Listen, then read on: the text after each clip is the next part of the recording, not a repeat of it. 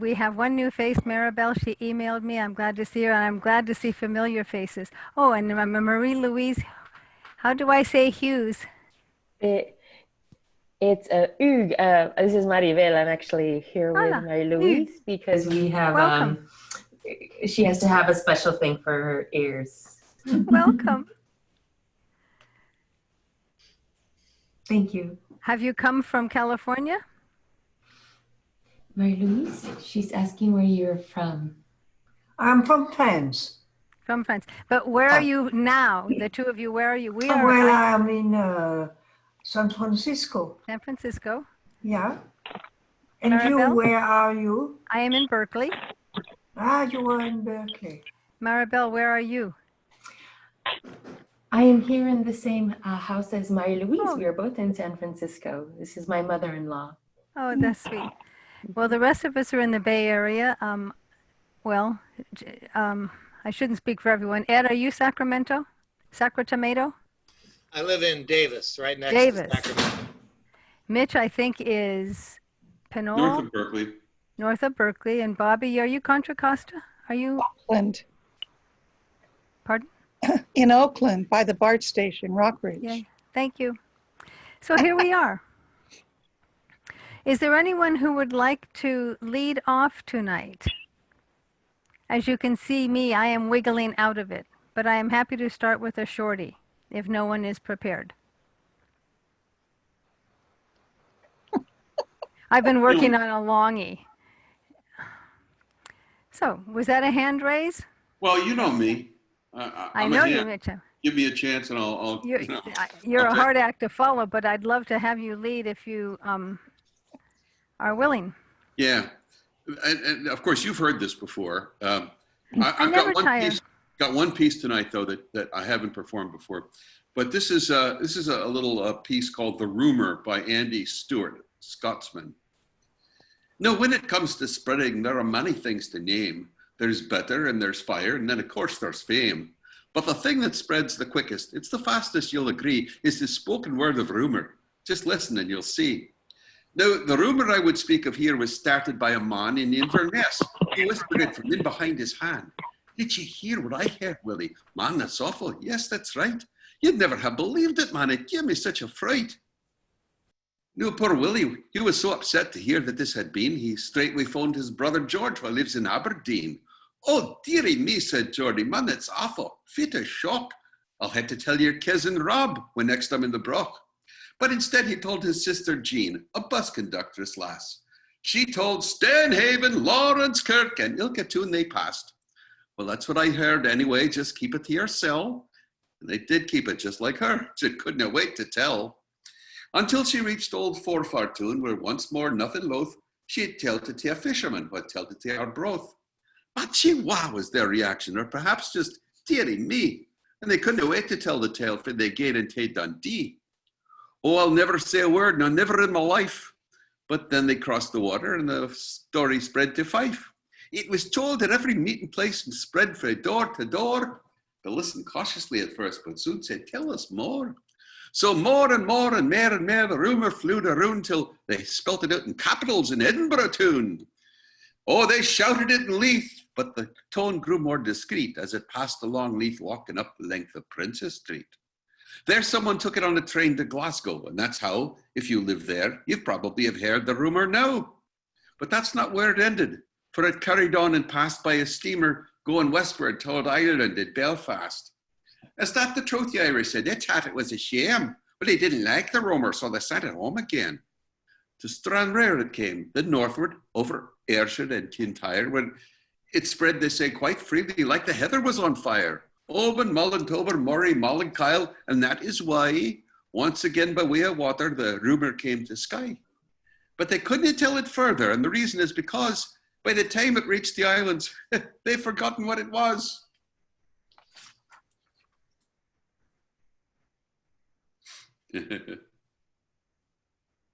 Thank you. Oh my. Is it more than one word, the title, or is it rumor? Just a rumor, just rumor. No, the rumor. The rumor. Yeah. Thank you times 2, times 200. Nice. I'm not sure if I'm thanking you for the pace, which was impressive and enjoyable, but unbelievable. But I was here to see it, so I believe. Well, I want to keep it short because I got some more in the bag. Yeah? Yeah. So we have Sounds a new entrant here, Marianne Ferrante. There's our Marion. I wonder why her video's not on. Because I didn't turn it on yet. That's why. Oh, hi, Hello. Marion. Welcome, Marion. You'll know all of the faces but two. I'm on my little gadget. Little tiny gadget.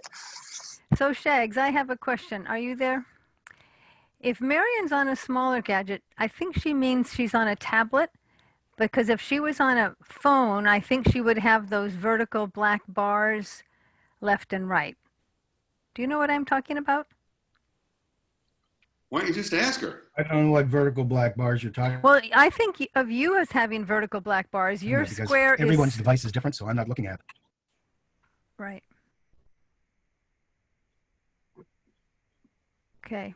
Well, here we are. Marion, we've done, I've done sort of Linda-directed intros, and That's great. You got great lighting, Marion. I've Good changed lighting, Marion. this way from this way. The window's over there. So they told us, put it in front of you. So I changed my TV tray that's holding my little ASUS, let's see, Intel, whatever it is. It's a little tiny, like a tablet, yeah. Very small. Well, welcome. Okay. The two unfamiliar faces to Marion. I am as you can see, Maribel and I think it's her mother-in-law. Did you say Maribel? Who is from France, Nice. and I forget right. their. Yeah, and here they are, hooked into mixed bag at Belmont Story Swap. We've had one tail, and it was a whopper at light speed with Mitch. And now I'm proposing that someone else propose that they go next. I could go. I haven't told a story for a long time in public. I've been trying to write them down, and my voice is not the best because of my yard. I'm working on this thing. It was going to be called Able Women, but when I got into the folk tales that I thought were, they encouraged me when I was little, but I didn't know the difference. So now I'm calling it Damsels in Distress. And it's about norms and male norms and me as a child. And so, and I have a lot from my childhood, and then I told stories at the Asian Art Museum, and I picked up some then, and I thought they were wonderful until I started looking at them. So tonight I want to tell you a story. It's the Naga Princess. It's the snake with the sides, and they're very poisonous. I forgot the name of it in all this because they're Nagas. And the Nagas in the Asian cultures is very emotional. It's the emotional part of in the animal kingdom. Anyway, in Vietnam, a farmer was walking down the road when he saw a snake twisting this way and that way, trying to leave the boys that were having sticks and were banging her and booming her. And she looked over at Bo Sin and said, please, please save me. I have children within. So he took from his pocket some coins and he walked over to the boys in the field and he jingled them and he said, here, go take these coins and go to the market. So off they dashed, and the snake had slithered in some bushes, and she slid out and she says, I'm the Naga Princess and I want to thank you, and later I will repay your honor that you've done to me. So Poseidon was very happy with himself and he walked home. Well, months later, his friend, who also worked in the field with him, was bitten by a snake and he died of the snake poison. And this hatred started boiling in him. And one day, coming home from the field, two Nagas were sitting on his step into his hut, and he took a stick and he whipped out whapped him and he says, "Get out of here. I hate snakes. You're poisonous, Nagas. I hate Nagas. You're poisonous." So they slipped off into the brush, and the next day he heard a knock on his door, and there was this beautiful maiden, and she looked at Bosun and she said, "I'm the Naga princess, the snake that you saved in the field from the boys. I have come to repay my honor to you." And she looked up in the rafters. She was a maiden. She wasn't a snake. She looked up to the rafters and she said, "Okay, come down." The two snakes came down and they hissed at Bosun. And she said, "Bow to him." And they said, "No." And she said, "Bosun, you bow to them." And he said, "No, I won't. I hate snakes." And she said, "Well, how did this happen?" And he commented, "They killed my friend. A snake bite poisoned him." And the snake Naga looked at him and she said, "Well, you know, human words are just as hateful and poisonous, and many times they have people killed." And Bosun, he thought about that and he said, I agree, you're right." And she said, "Will you bow to the snakes now?" And so he bowed, and she said to the two Nagas, "You bow." And they wouldn't do it. She said, "You bow." And so they bowed to her, and then they bowed to Bosun, and then they slid it off. And she said to him, "May I come back and bring my younger sister so that we may talk to you? You are the supreme being. You're the human, and you can teach us." And he said, "Sure, come anytime you want." Well, a couple of days later, two maidens knocked on his door, and they came in, and she says, "I'm the Naga princess, and this is my sister, and we've come to have you grace us with the knowledge about humans because they're the superior beings. We can change into human forms, but you cannot, and we want to learn all about your life, how you live and what you eat and why you work." And they just went on and on and on for days. And so finally, Bosun got a message from the Naga king, and he says, "I want you to marry my youngest daughter, the one that's been coming with the Naga princess." So they arrived as maidens on his door, and he looked at them, and they were beautiful, and he invited them in, and he said, "Yes, I got the note from your father, but I can't marry snakes." And the Naga princess told him again, "Well, you know, you are the highest form, and you cannot become an animal, but we can become human, and we have learned so much from you. And I noticed that you liked my younger sister, and we thought that you could marry her." And he thought about it, and he thought about it, and he said, "Sure, I can marry her, but she's got to maintain the maiden form." And they agreed. And from that time on, he married her. They had lovely children. They had a beautiful life. They're very happy. And when he died, of course, first, she died, the snake. And it is said by her children that when they have the little ceremonial pyre for them, or whatever they have, their ceremony, a snake comes and wraps around the incense and then goes a few days later. And that is the story of the Naga princess. It's a Buddha also teaching tale. And I tried to enhance it with the female voice because it's very male orientated, and you know, humans are the superior form. And of course, in that type and in that kind of situation at that time, the male was superior, not the female.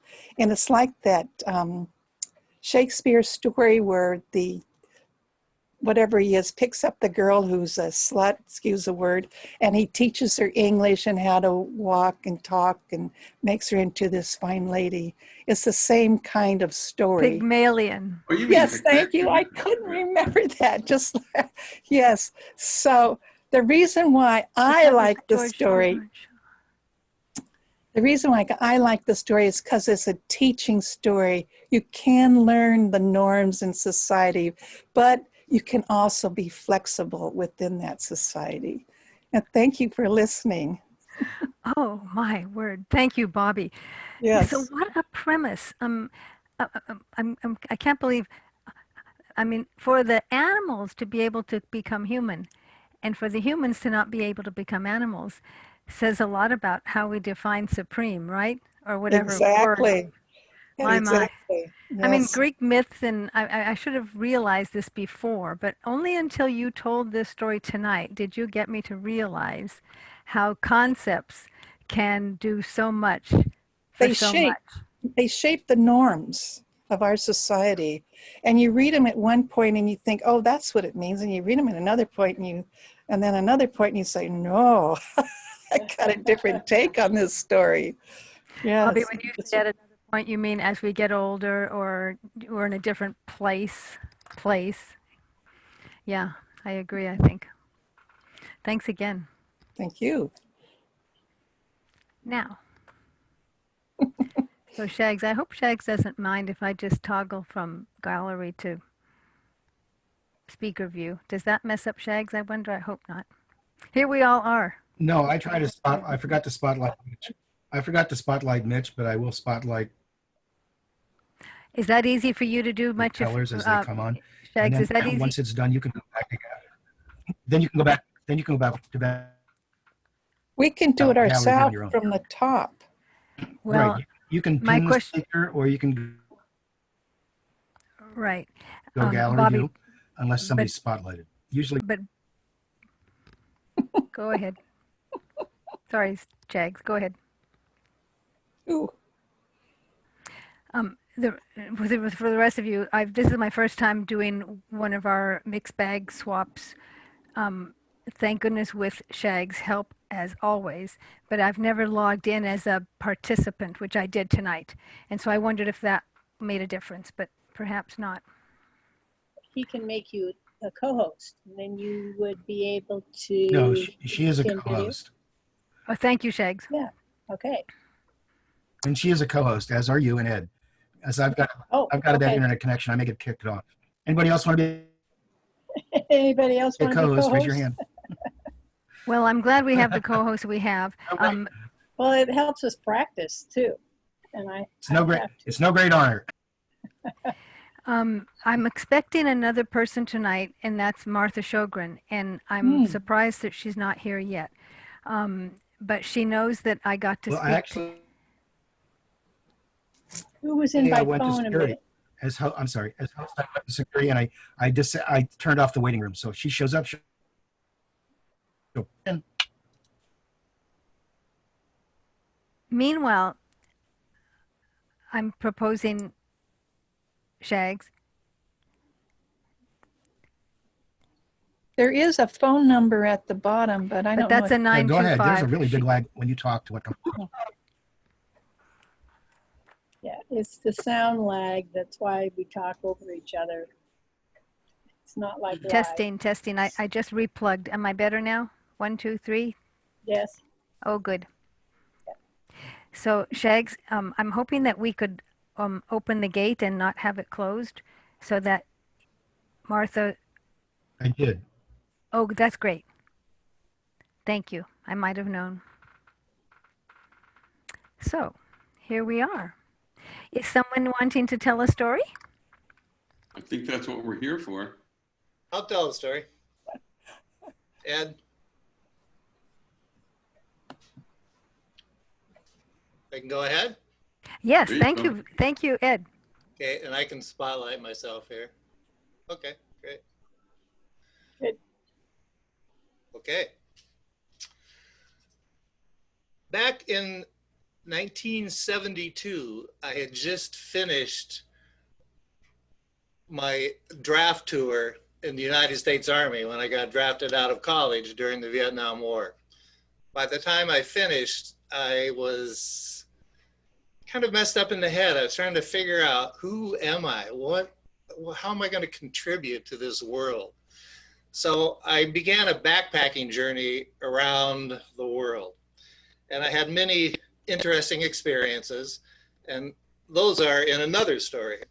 But after about 5 years of that experience, I came back to California, and I knew that the direction for me would be to work with children, to be a teacher of young children.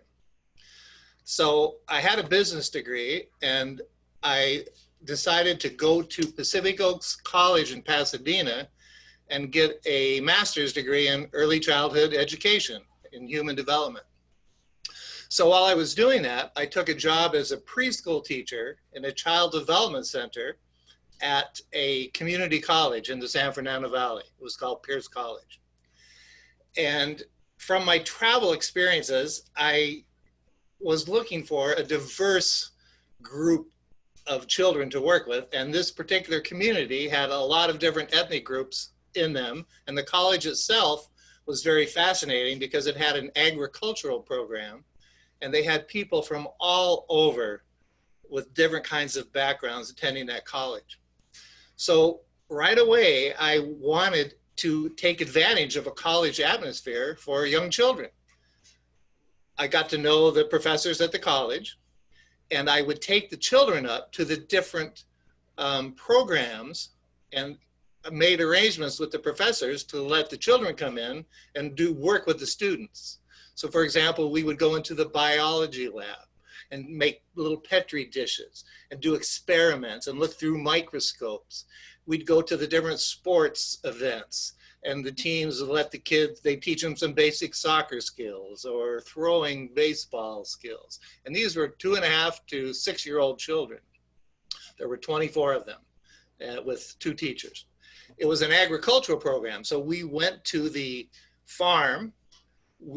The kids learned how to milk cows.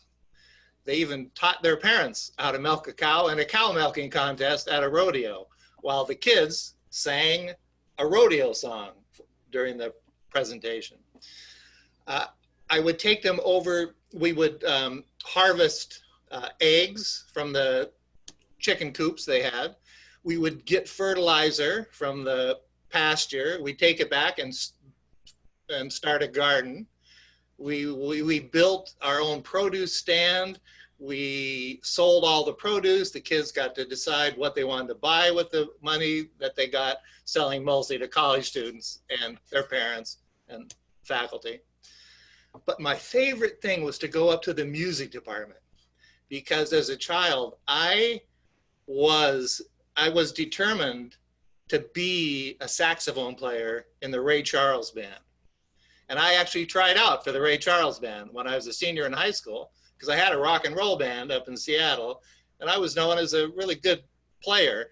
And I thought for sure this was going to be my career, especially since I only had a 1.2 grade point average going into my senior year of high school. So I knew this would be my direction. However, once I went down to the audition and heard the other saxophone players that were trying out, I realized I'm not quite as good as I thought I was. But we would go to the music department and listen to the bands play, listen to the choir sing. I mean, it was just a really amazing experience. And one of the children had, his mother was in the Pierce College jazz choir. And the jazz choir was a well-known jazz choir group that put on a competition every year. And the choirs from all over California and the West would come and compete in this competition. And the judges were groups like Manhattan Transfer, Al Jarreau, just these amazing people. And it was a week-long competition, and then they'd have 6 winners of different categories, and they'd put on a concert, and the choir would sing, the college choir, and then the winners of the different competitions would sing, and also Al Jarreau, or whoever was the judges, they would sing and put on a performance. And it was $10 in the gym. So it was fantastic for me, and I love jazz choir singing. So one day we were listening to the jazz choir sing, and my creative juices were just flowing. And the other teacher, we came up with so many interesting ways to help these young children learn from these different college programs that we took them to. So I was listening to the jazz choir do what is called jazz scat singing. And probably most of you know what it is, but half the choir would go ba-doo ba ba-doo ba-doo wah da doo ba-doo wah, and the other half would answer him back ba-doo wah doo ba-doo ba-doo wah ba ba-doo wah da da. So this went back and forth, and it was fantastic. I just love jazz choir singing. Well, on the way back, the preschool was across the street in some portables. So we had to walk across the big field, or we'd run across the big football field and then get to the street and get over to our program. About halfway across that field, the light bulb went on in my head. And I went, I teach songs to kids all the time. They had a great repertoire. And the way that I taught new material was by echo. Where you can teach any song, like you can teach Twinkle, Twinkle, Little Star. If the kids didn't know it, you'd go, Twinkle, Twinkle, Little Star, and the kids would just answer back, Twinkle, Twinkle, Little Star. And so you would just echo back and forth until the kids learned it, and then you could sing the song. Well, I went, you know what? I can teach these kids how to sing jazz scat. So I went back and I said, hey kids, you know, like Brandon's mother in the jazz choir, we're gonna sing, I'm gonna teach you how to do some jazz scat singing, like you saw them do, where one group sings something and we just sing it back to them. Fantastic. So I learned a song and it was called the Heidi Ho Man. I don't know if you know it, but it goes, Heidi, Heidi, Heidi, hi. And the kids would answer, Heidi, Heidi, Heidi, hi. Hody, hody, ho. And then you get into some jazz scat singing. And I would just do la to start with the kids. I would go la, la, la, la, la, la, la. And the little preschoolers would go la, la, la, la, la, la, la. And so they learned a song. And I went back to the jazz choir singer and I said, could we do this with the choir? You know, would you let these kids be the echo of your choir? And he went, sure. So we brought up, and you know, the mother's there and she's just so proud. They sang some simple jazz scat tunes and the kids answered them back. And that weekend on Saturday night, they said, we want you to perform with your kids at this competition. And we'll do the song that and we'll practice it a bit. And I went, fantastic. So we named ourselves the Pierce College Preschool Jazz Choir. And that Saturday night, we sang with the jazz choir. And then the Manhattan Transfer came up and did their performance, and they said, hey, choir, come on up. Preschool Jazz Choir, come on up. And they did a song, and we echoed with the Manhattan Transfer. Wow. And it was unbelievable. And after that, we performed for the International Year of the Child with Mayor Tom Bradley down in Los Angeles. We performed at different places. It was fantastic. And about 6 years ago, I heard the Manhattan Transfer up in Sacramento at an event. And I went up to them afterwards and said, and they're two original members. And I said, do you remember the Pierce College Preschool Jazz Choir? And they went, yeah, that was a high point of our career. That's terrific. I'm with Mitch. Yeah. That's terrific. Very fun. Thank you.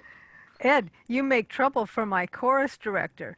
We don't get to do what you did way back when with people way younger than me. Well, now that's a dangerous idea. But it doesn't stop me from maybe proposing it. Yeah, there you go. So. Just want to take a quick sec and pop this up. For those of you who aren't SAC members, this is something we are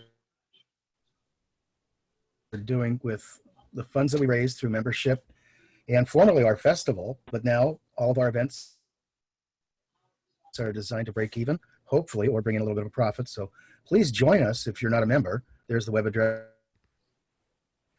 storysac.org.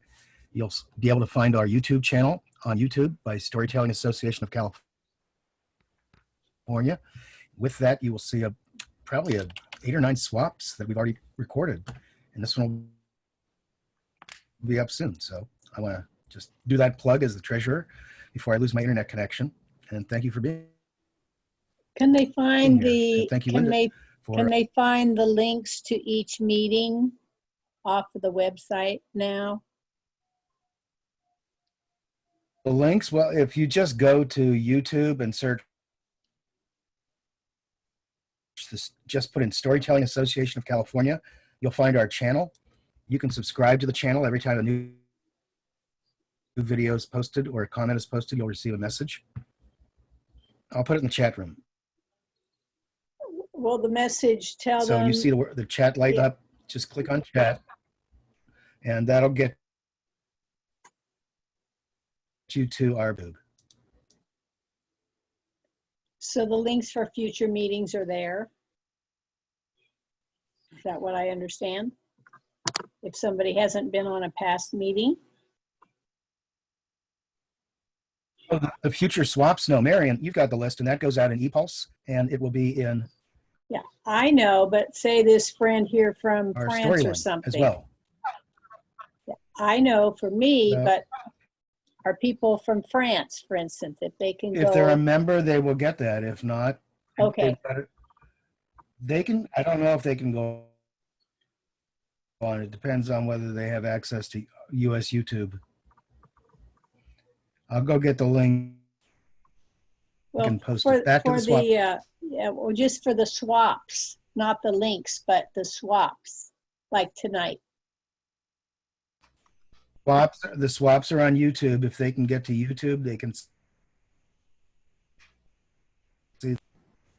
And on YouTube, they are under the SAC, Storytelling Association of California. Type in Storytelling Association of California. I'll put it in the chat. Okay, And one other thing that we just sent out to all the membership is that we're starting a new monthly storytelling event where every swap group, like your Belmont group in California, can put the name forward of one teller, and we will and it would be on a genre. So we're going to start out with personal stories, and every swap group can send one member forward, and then we're just going to put the names in the hat. And if we have more than 6 people, we'll just pick 6 people, and then they will, just like we're doing now, those 6 tellers will be storytellers that night, and we will ask for donations, and any donations we get will be divided equally among the 6 storytellers. So we're going to ask like for $10, for example, and the first genre is going to be personal stories.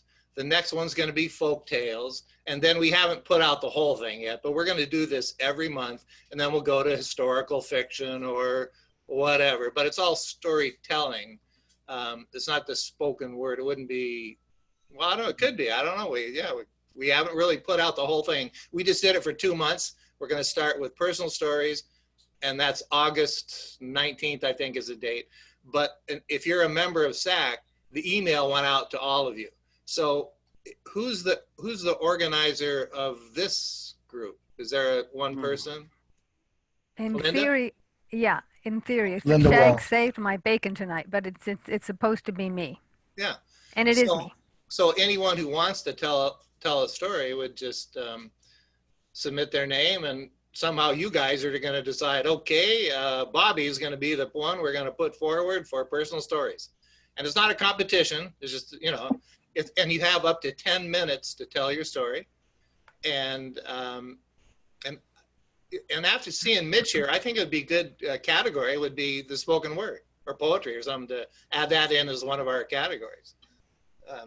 So we're going to do that. We'll put out like a year's schedule once we figure out all the genres, but we're going to get started, So if you got that, try and put that together and send it. In the email, it says, send it to me. And then I'm on the board of SAC, and we will just, however, if we get more than 6 people, then somehow we're just going to figure out how to draw names out of a hat or something. Point of order. Yeah. If we're going to have a business meeting, couldn't it be either at the very beginning or the very end? Oh, of this. Okay. Sure. It's not so much business as it is announcements. Yeah. SAC Same thing. Yeah. sponsoring this. Well, thank you, Mitch. Thank you, Ed. Sure. I hear both of you. Mm-hmm. I don't like Wednesday nights, but it's not about me. We'll figure it out. Who's ready to tell? Oh, before we tell, thank you to Shags for raising the flag for SAC. So, do we have a teller coming up who's not me? If not, it'll be me, but it'll be short. We are sort of here to tell stories, aren't we? So let's hear a story. Okay, here's a short one. Shags, unless Mitch, are you ready for your next one? Shags highlighted me, but spotlighted me. Well, there ought to be somebody else in between, but why don't you go? Okay.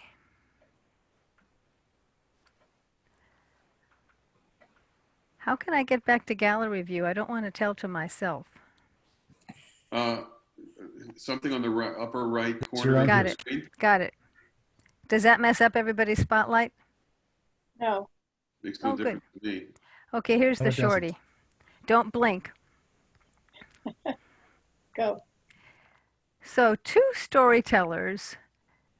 rival storytellers, were invited to the same dinner party. Well, of course, at the dinner party, we're having food and we're having drinks and we're having conversation, and things get around to talking and to telling stories.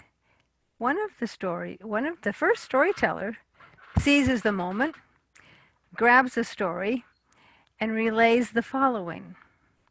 A traveler, his rival storyteller, a traveler also, but a big traveler. And so he describes how he has in his travels seen many things. But among these many things, this storyteller talks about the bird that he saw. And he mostly talks about the size of this bird. He really doesn't describe its color or its make. What is that word we would use for it? He's not a car. A breed. His breed. But he describes how long and how large the time for the bird to fly overhead took, and how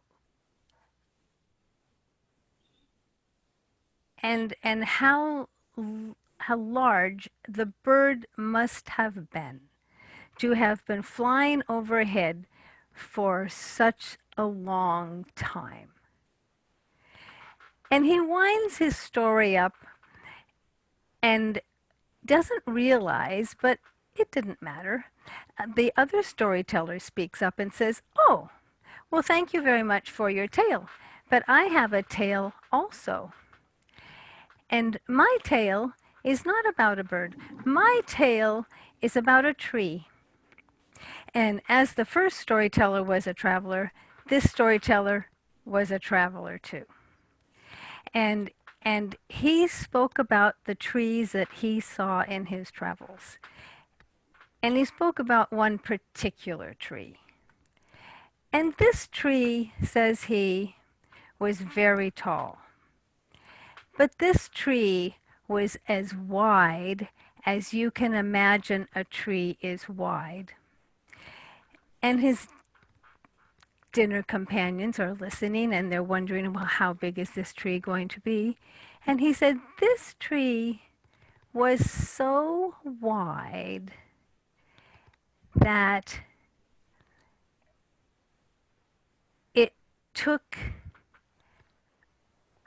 a bird, and he looks over at the other storyteller and he says, perhaps your bird.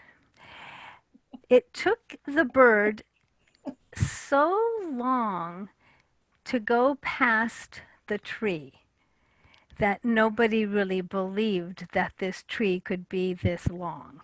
He gave a big number for how many minutes it took for the bird to go past the tree. But the other storyteller looked up from his plate, moved the glass away from his lips, and into the eyes of the storyteller says, I don't believe there could be a tree that would be that tall, or certainly a tree that could be that wide. Well, The second storyteller looks at the first storyteller challenger and he says to the first storyteller, I disagree. And I think you might have to agree that if that tree did not exist, wherever would your bird, as big as your bird was, have found a place to sit? Oh, okay. It's the Liars Club. Uh-huh. Yeah, Mitch is right. It's probably in the Liars Club category. There's another category for you, Ed. Another category for Ed. Yeah. Rival tellers. So short, maybe not sweet, but now could we invite Mitch to come back unless someone else raises their hand? Here's another snake story. Yellow. What?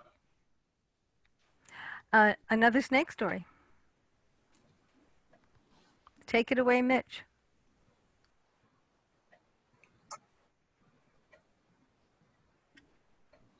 Okay. So a farmer was walking across a field and he heard a little voice calling for help. Help! Somebody help me! Help me! And he looked around. He didn't see anybody, but he heard the voice and he followed the voice. And it was coming from under a flat rock. He said, hello? And the voice said, please help me. He says, help you? Who are you? What are you? He says, I'm a rattlesnake. And I got stuck under this rock. And it's a terrible way to die. I'll starve to death here. Just please let me out. And the farmer said, oh, right. I let you out. You're going to bite me. And the snake said, why would I do that after you? You're saving my life. I'm not going to bite you. And then the farmer says, a promise now. I want a promise from you that I let you out and you're not going to bite me. And the snake said, I promise. So he lifts up the rock and the snake comes out and coils himself around the farmer's leg and says, I just can't resist it. I got to bite you. And the farmer said, wait a minute. Are you completely without a conscience, without honor? I mean, you're one of God's creatures and so am I. How can you do this after I saved your life? And the snake said, well, all right, I'll tell you what. You're right. You might be worth saving. Here's how we'll find out. The next 3 critters that come across this field, persons, whatever they are, we'll ask them what kind of person you are, whether you're a good guy. And if they agree you're a good, if one of them says you're a good guy, I'll let you live. That's only fair. Okay, so he looks up and here comes his horse. And he says, oh, my faithful horse. And he tells the horse the situation. And the horse said, you know, I don't really care if you live or die. You work me half to death, and I'm going back to the stable. Uh-oh. What now? The next one to come along is his dog, his faithful dog. Oh, he tells him the story, you know, he says, my old friend, he says, friend, more like underpaid employee. You know, when the sheep have to come in, we get all the sheep in and there's strays. Well, you're back at your kitchen table. I'm out all night trying to round up the sheep. And if I'm lucky, you'll feed me when I get back. Uh-oh, looking bad. The next creature to come along is a fox. And the farmer said, oh my God, well, I got to give it a chance. And he tells his story to the fox. And the fox says, I don't understand. You're saying that the snake was under the rock? And he says, yeah. He says, I don't think the snake could get under a rock. He said, he's talking to the snake. He says, what kind of a game are you playing here? You couldn't get under that rock. How could you get under the rock? And the snake said to the farmer, will you show him? So the farmer lifts up the rock and the snake gets under the rock and the farmer puts the rock down. And the snake says, you see? And the fox says, now, the farmer, he says, now, if I were you, I'd just take off out of here. And by the way, you owe me a chicken. That's the snake under the rock. At the end. Hello, can you hear me? Uh-oh, we got to communicate. What we have here is a failure to communicate. Hello? No. It's like the lion did. It's like the story of the lion's pit. There's many of them where the rabbit tricks the lion. Yeah, it's the same. Yeah, same principle. Yep, Yeah. yep. I just like the tagline, "You owe me a chicken." That's good. So where did you find that story? I don't know. I don't remember. Probably one of these sessions. They float around. Those stories float around. There's different creatures caught and let loose, and they're good. Yeah. Good. Yeah. Well, And trusting the snake and Marianne, we Getting haven't heard bit. from you, have we? me. Yeah. No, not yet tonight. Other nights. Well, what I'm thinking of, okay, Linda, I'll take some time here. I need to pull up something from my childhood that I just haven't talked as a story for a long time. And I think it's time to pull it back up because I like it. Okay, so I just have to visualize way back when. I was raised in a family with 4 children in Sacramento. So my mom was a housewife and my dad was a public accountant. He had businesses in downtown Sacramento there. He would move every 5 or 8 years to a different office because it'd be a better deal on some other office. Well, he had an office on 16th Street before there was a freeway overhead there on X Street, and driving around Sacramento, get these streets in mind. Okay, my dad was a public accountant, and it wasn't unusual for the 4 of us to be in the car at night and go on errands with Dad, or be just driving around, and he would have to stop maybe at a business because he has to give them back their payroll checks. Well, he needed to go to Johnson's restaurant after dinner. He came home one night and said, you know, well, family, we're going to get in the car and we're going to go down to Johnson's restaurant after dinner because I need to take him the payroll. Okay. So we did. So my younger brother and I get in. I called dibs on the front seat, you know, because there's 6 people. So it's 1 child is in the middle up front and the 3 in back. The kids in back, whoever's in the middle, has to put their feet up on the hump, you know, back there. I remember that. So we got into the car. I was about, I'm trying to think, this is important, how old we were. My little brother was 5. Yeah, he was 5, I was 6.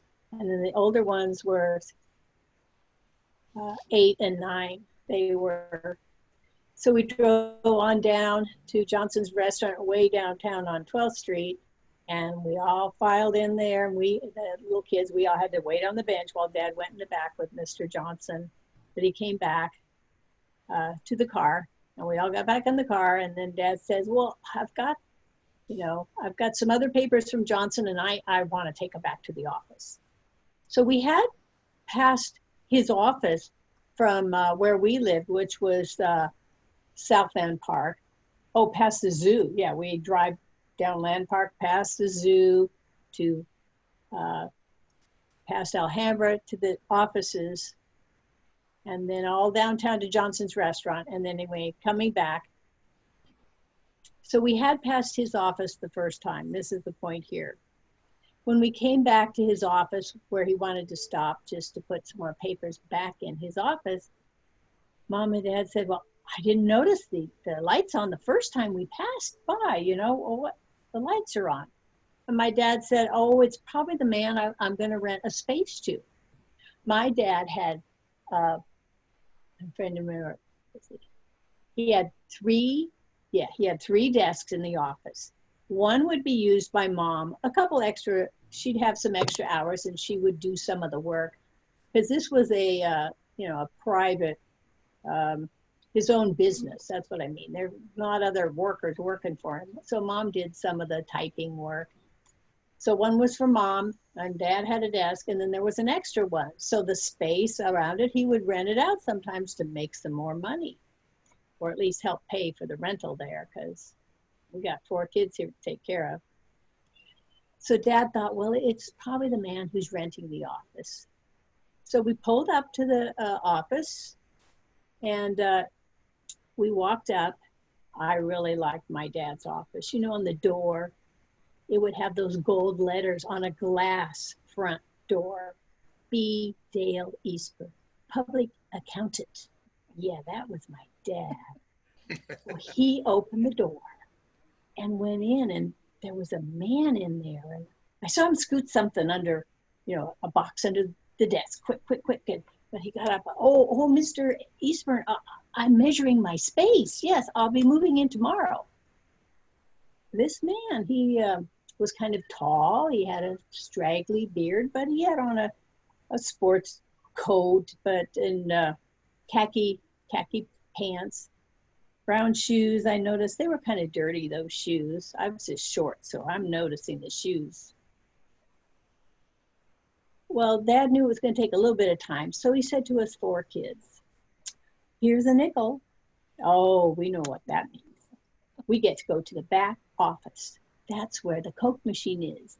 And we would put those Coke nickels in and clink down to the bottom and get that Coke bottle. Now, I was too little. I couldn't get mine open, so I'd hand it to my big brother, Richard. And he'd go to the side of the machine. Ooh, the foam came out, and I drank that Coke.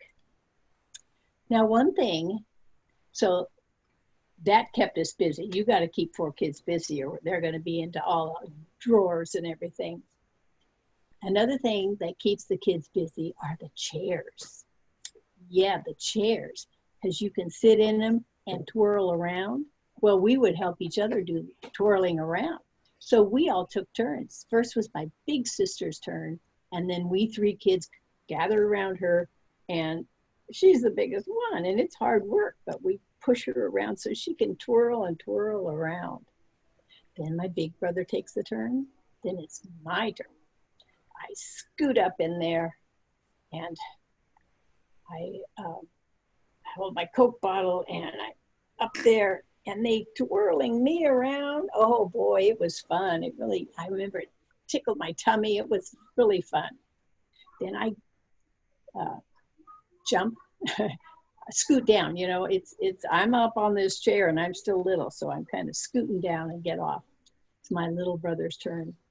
We had to boost him up into the chair, so he gets up, and he holds on with one hand to the arm, and with the other hand, he's got his Coke bottle, and he's holding on to the other arm, and we 3 kids got right around him, and we pushed him around, and he went faster and faster and faster and faster, and we were laughing and laughing. We laughed until, whoa, no, he just twirled right out of the chair and onto the floor, and oh no. And then we saw the Coke bottle, and we heard all the glass breaking. The Coke bottle is breaking, and my brother yelled, ah! We have a sudden family emergency on our hands. My mom and Dad looked, oh my gosh, we need to take him to emergency because he was bleeding on his neck. And they said to that man who was going to rent the office the next day, Mister, would you take care of the other kids while we got to take our youngest to the emergency room? And, you know, we 3 kids were like flat. I need a word here. Puzzled. We don't know what's going to happen. And pretty soon, my parents, they're out the door. We're in the office with this man. We don't know him. But, well, my big sister, you know, she babysits us sometimes or helps us be occupied. So she made Richard and me sit down at a desk, and she played like teacher, or at least gave us some direction. And she passed out papers and pencils, and we played tic-tac-toe. And then we're gonna play hangman. And she asked that man, she said, do you want to play hangman with us? And he went, no. Okay. Well, we were playing hangman, and Richard remembers in later years, he said, the telephone rang, and that man went to answer the phone, and he got on the phone. Yes, not now. I'll call you when I can. We kept playing hangman. Well, when we ran out of playing with that and just kind of drew, and it was a long time till my parents came back with my little brother Wayne. Oh, when he came back, he had a Band-Aid on his neck. They said that glass had come really close to his jugular vein, and he was lucky. Well, we were going to go with ice cream that night, but no chance now. We had to go home for a more sedate evening. We got home, and my parents said, off to bed, and we did. The next morning, my dad got up. He always went out to work early. It was a Saturday. Yeah, he worked on Saturday too. You know, the tax man during tax season especially. He was gone about an hour and a half, and then he was back home. Well, that was unusual. On a Saturday, he'd at least wait till lunchtime to come home, if he did that at all. But he came home early, and I didn't know what was happening. He's talking to my mom, and I'm hearing him talk about something serious. Well, it turns out, he told us later, that somebody had robbed his office. Somebody, the night before, they took the equipment. Now, the equipment that was in his room, in his office, as we entered that office, I really loved going in there. Well, what I didn't like going into his office was, the smell of the ammonia in that copy machine room at the back. There was a copy machine back there, the Coke machine, but at front were these desks, and two of them had black typewriters on them with yellow lined paper in them. And then there were these 10-key adding machines, and you would add on them and oh yeah, that's right, push the side. I have to remember that because I did that. I would do that in later years, play on the machine and have the paper come out the back. That paper would go out the back of those machines and just snake under the desks. And on the back corner, on top of a black file cabinet, there was a 64-key calculator. Boy, I'd play with that, and it had a handle on the side. Click, click, click, click. Roll that handle. That was pretty cool. But now Dad said all that machinery is gone.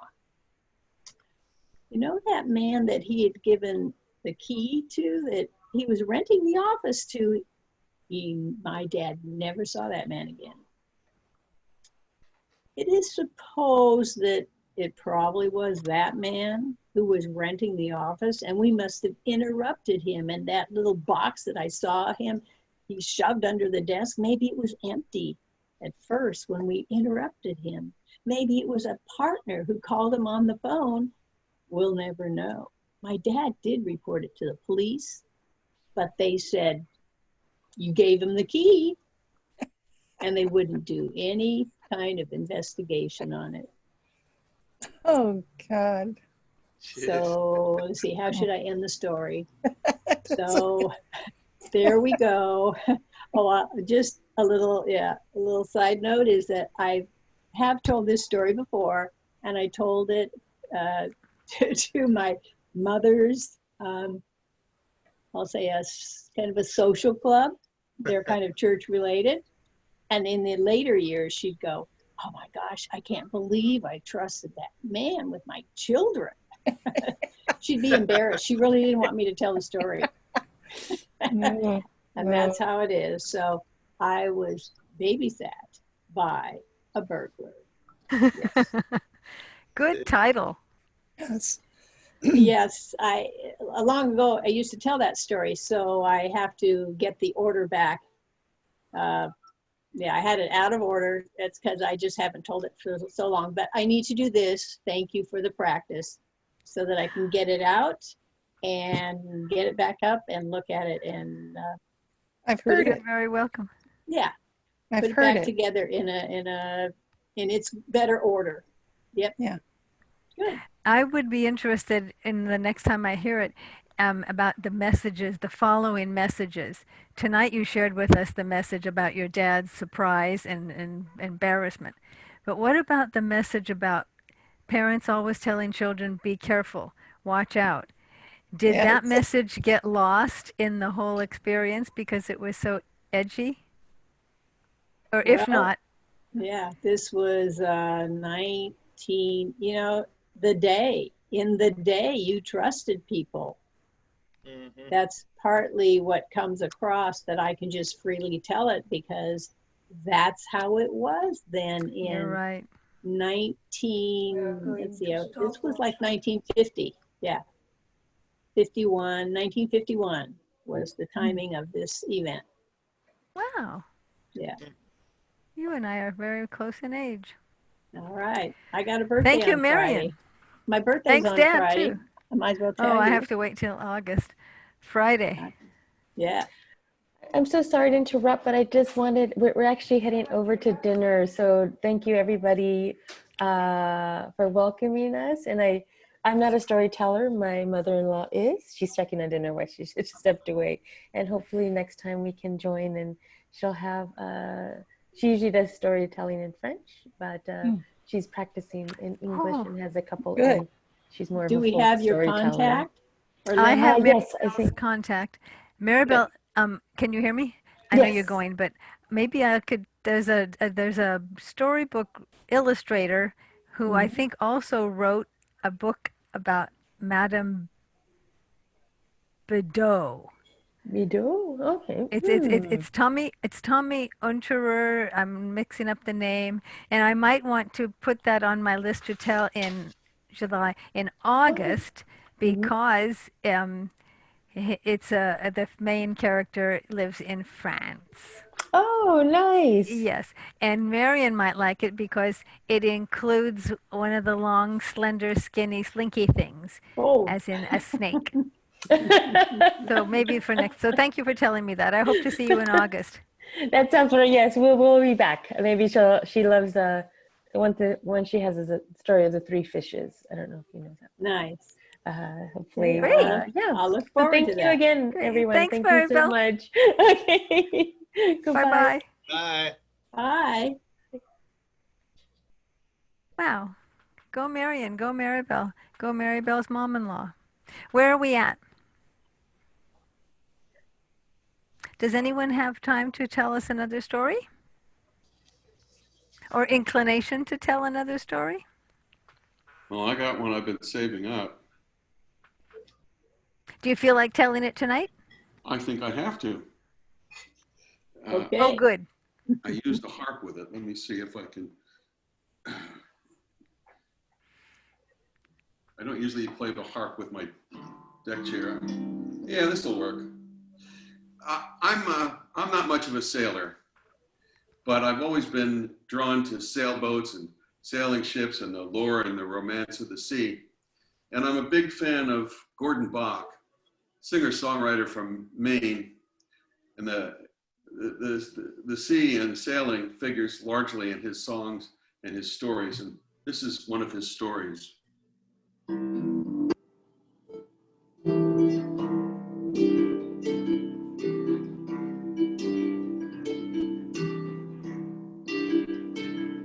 When Sabin the Woodfitter came for the last time west on the Western Ocean, he came alone. He was an old man then, and the boat was old. And so, for the last time, the black boat ran, swung to the westward night on day, needing neither helm nor sail trimming with the wind behind her. And then one day the old man looked and he saw the water coming into her. So then by day he'd bail, and at night sleep with one hand on her keelson to feel when the water came in. And sleeping, he heard the bells sounding the watch. And he dreamed about the boat. He dreamed he saw her building. He dreamed he saw her fishing. He dreamed he saw her dying in the sea. He rose then and went out on deck and spoke to the old boat. He said, "Now, old boat, it's not for myself that I care if we ever reach land or not. But you've served me well and kindly these many years, and I don't want you dying in the sea. So I'll make a bargain with you. If you can hold yourself together for a few more days until we reach the shore, I promise I'll take you apart as carefully as ever I put you together. Plank off plank and timber from timber, and you'll never serve a man again." And the boat said, "Now, old man, gladly have we served each other these many years, and gladly would I serve thee for a few days more." And they say she took him home then, put him on the shore, gave him her timbers to build his house, her plank for his walls, her keel for his roof tree, wrapped him up in her old brown sail and laid him down and sang him to sleep when the winter wind came in off the Western Ocean.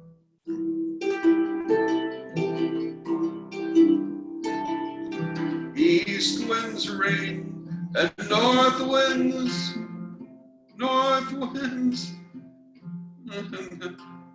Oh yeah, east winds rain and north winds clearing. Cold old southwest winds, a fair wind home.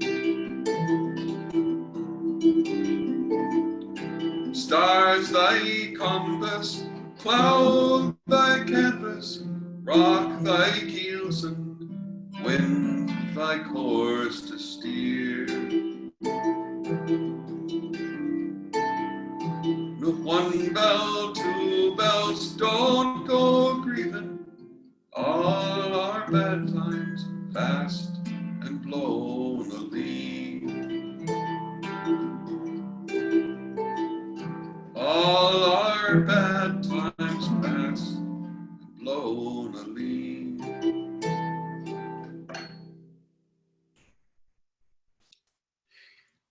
I consider that kind of a bedtime story for these troubled times, especially because it ends with a kind of a benediction. I find that really comforting. I can see why. I just love the format of the anthropomorphism and the love and the appreciation. That's Gordon Bach. The he in fact one of his he has a longer story, very well crafted, well known story called Jeremy Brown and Jeannie Teal. Jeannie Teal is a boat, and he's got trouble sailing her, and he's always in conversation with Jeannie Teal, finding out what she needs in the way of sail or what anchor to use and all that sort of stuff. Yeah. Wow. Yeah, thank you for the harp music. I love the sound. Do you ever listen to Patrick Ball? Oh yeah, I'm a fan of Patrick Ball. Definitely. Wow. Is Gordon Bach spelled the way Johann Sebastian is spelled? No, it's B-O-K. B-O-C-K? No, Got just it. B-O-K. B-O-K? Yeah. Wow. Yeah, and I'll tell That's you, a great. if you want to look for Jeremy Brown and Jeannie Teal, I guess you'd have to download the album. It's a wonderful, wonderful story. It goes about 25 minutes long, and it's just a great story. If you're into nautical stuff. Jeremy, tell me the two names again. Jeremy Brown and Jeannie Teal is the title. Thank you. And Jeannie Peel was the boat. Jeannie Teal is the boat, yeah. The wee Peel little or Teal? lot of a schooner was she, poor thing, as Gordon Bach said. You spell Teal, T-E-A-L? I think T-E-A-L, G-E-A-N-N-I-E-T-E-A. Well, if you start off with a Jeremy Brown, you'll find the story. Sweet. Yeah, Such and I also affection. like music along with stories to enhance them. So I thoroughly enjoyed the harp with that. Thank you. Marion's so right about that. Wow. Marion and I got to be in a Gay Ducey class in the 90s, and Gay really encouraged the students in that class at UC Berkeley, that extension class, remember, Marion? Yeah. To have a tale and have a tale that's combined with song. Uh, I don't know if we all took her up on that, but it was a delightful introduction to what you just did tonight. I'm glad you did it for us. It can't be easy managing an instrument as a harp is not cuddly. Well, maybe you can hug it though. I guess it's cuddly, well, it's but it's it's big. easier if I'm using the right chair. It's harder on the with a desk chair with wheels. I'm always afraid I'm going to roll away. Yeah. But it would take too much trouble to change chairs. But yeah, and truth to tell, I am so out of practice with the harp. There was a time not so long ago when I could just play, appropriate music with the harp while I was telling a story. But now my hands need more attention than I'm willing to give them. So I have to stop, and if I'm really getting to the story. Wow. But yeah, all of our instruments, if we don't stay on them, I've lost my instruments because I just haven't stayed with them. Yeah. Do harps take as much callousing as guitars No. seem to take? No. Oh, that's good. And in fact, I have a guitar, and every once in a while I play it, but I can't play for long because it hurts with the fingers of my left hand. Oh. Yep. Well, we are amazing wonders what we are given with. Sometimes I think the way oranges are good packaging, and I don't think our packaging that we call skin is all that great, but I'm happy for my skin, largest organ on my body. But we are built really impressively. Oh yeah. When I think about it, but we do expect a lot from ourselves. Something that always amazes me when I think about it is the strength of fingers. Now think about it. Think about these little machines, and they're not. If you were designing them, you understand mechanical advantage, leverage, right? They're all wrong. You don't. I mean, if you want to maximize the power of this digit, you want the muscle to attach further out. And yet you can lift 10 pounds with one finger. They're Big amazing. guys can lift 10 pounds with one finger. Yeah, or music, or ladies who are musicians or bakers. Wow. Bread bakers.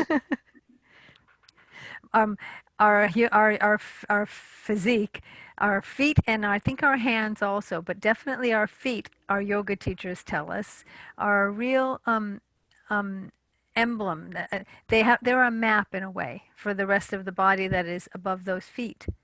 Like I don't know if they're called reflexologists, but Yeah, the that's yoga what teachers reflexology is. don't mention the R word like I just did, but it sounds like that this map that I've seen reflexologists portray does match up. Yeah. I mean, I don't know how to read it and I don't have the map, but our hands might be similar. I think they are. Perhaps. And the feet. The wiring of the human body is probably a lot more complex than that of a space shuttle. If you really knew your way around it. I mean, like your ears. You can but you can do something with your earlobes that will affect another part of your body. Earlobes. Ears, hands, and feet. Yeah. Interesting. Wow. It is interesting. So as long as we keep feeding them good food and giving them good rest and movement, we should be having a good relationship with our, as they said in Catholic school, vessels. We are nothing but a vessel with a soul inside. No, you have to love your body. You love your body and you thank your body for its service. Go Bobby. Yeah, Bobby body.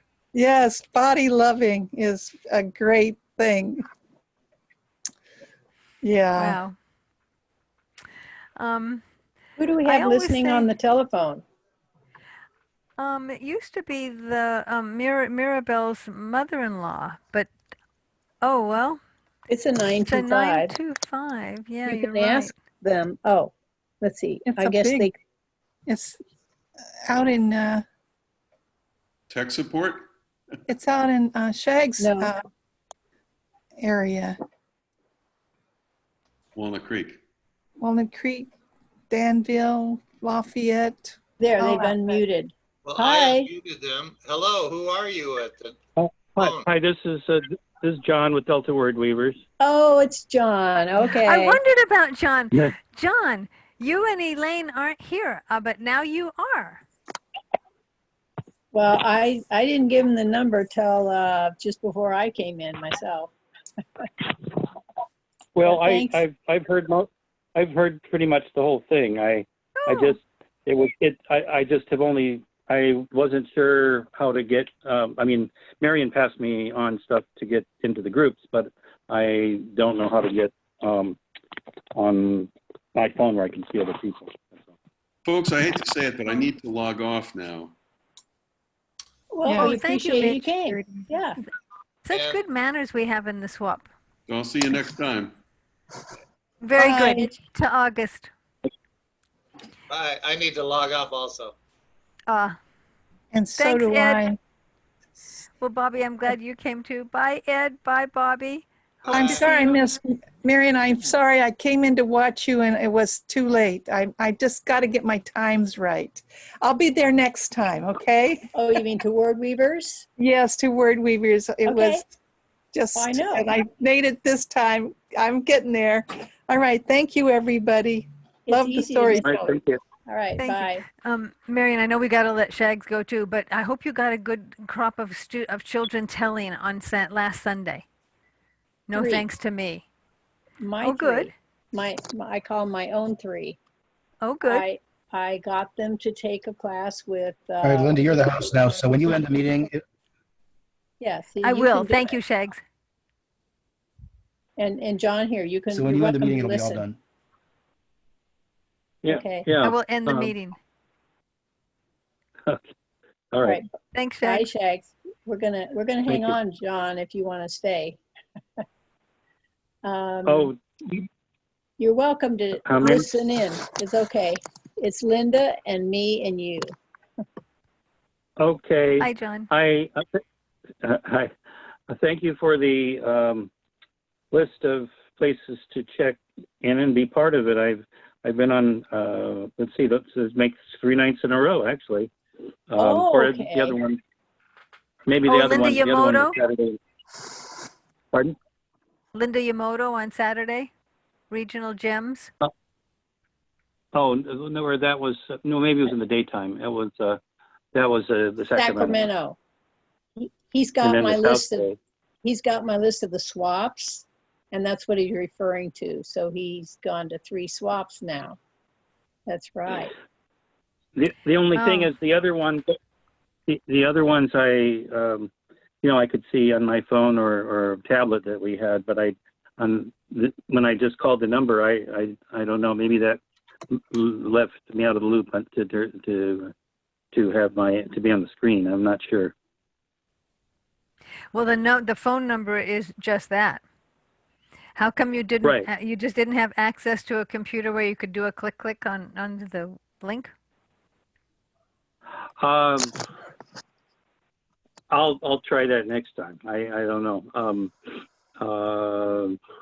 I mean, I had the ID and password and all. Is that all I needed then? As long as you have that link, you can click on it. And if you don't have that link, you have to type it, but it doesn't always work. It's better to just click on it or copy and paste it. Marion taught me that a long right. time ago. Okay, I'll And when in try doubt, that next time. yeah.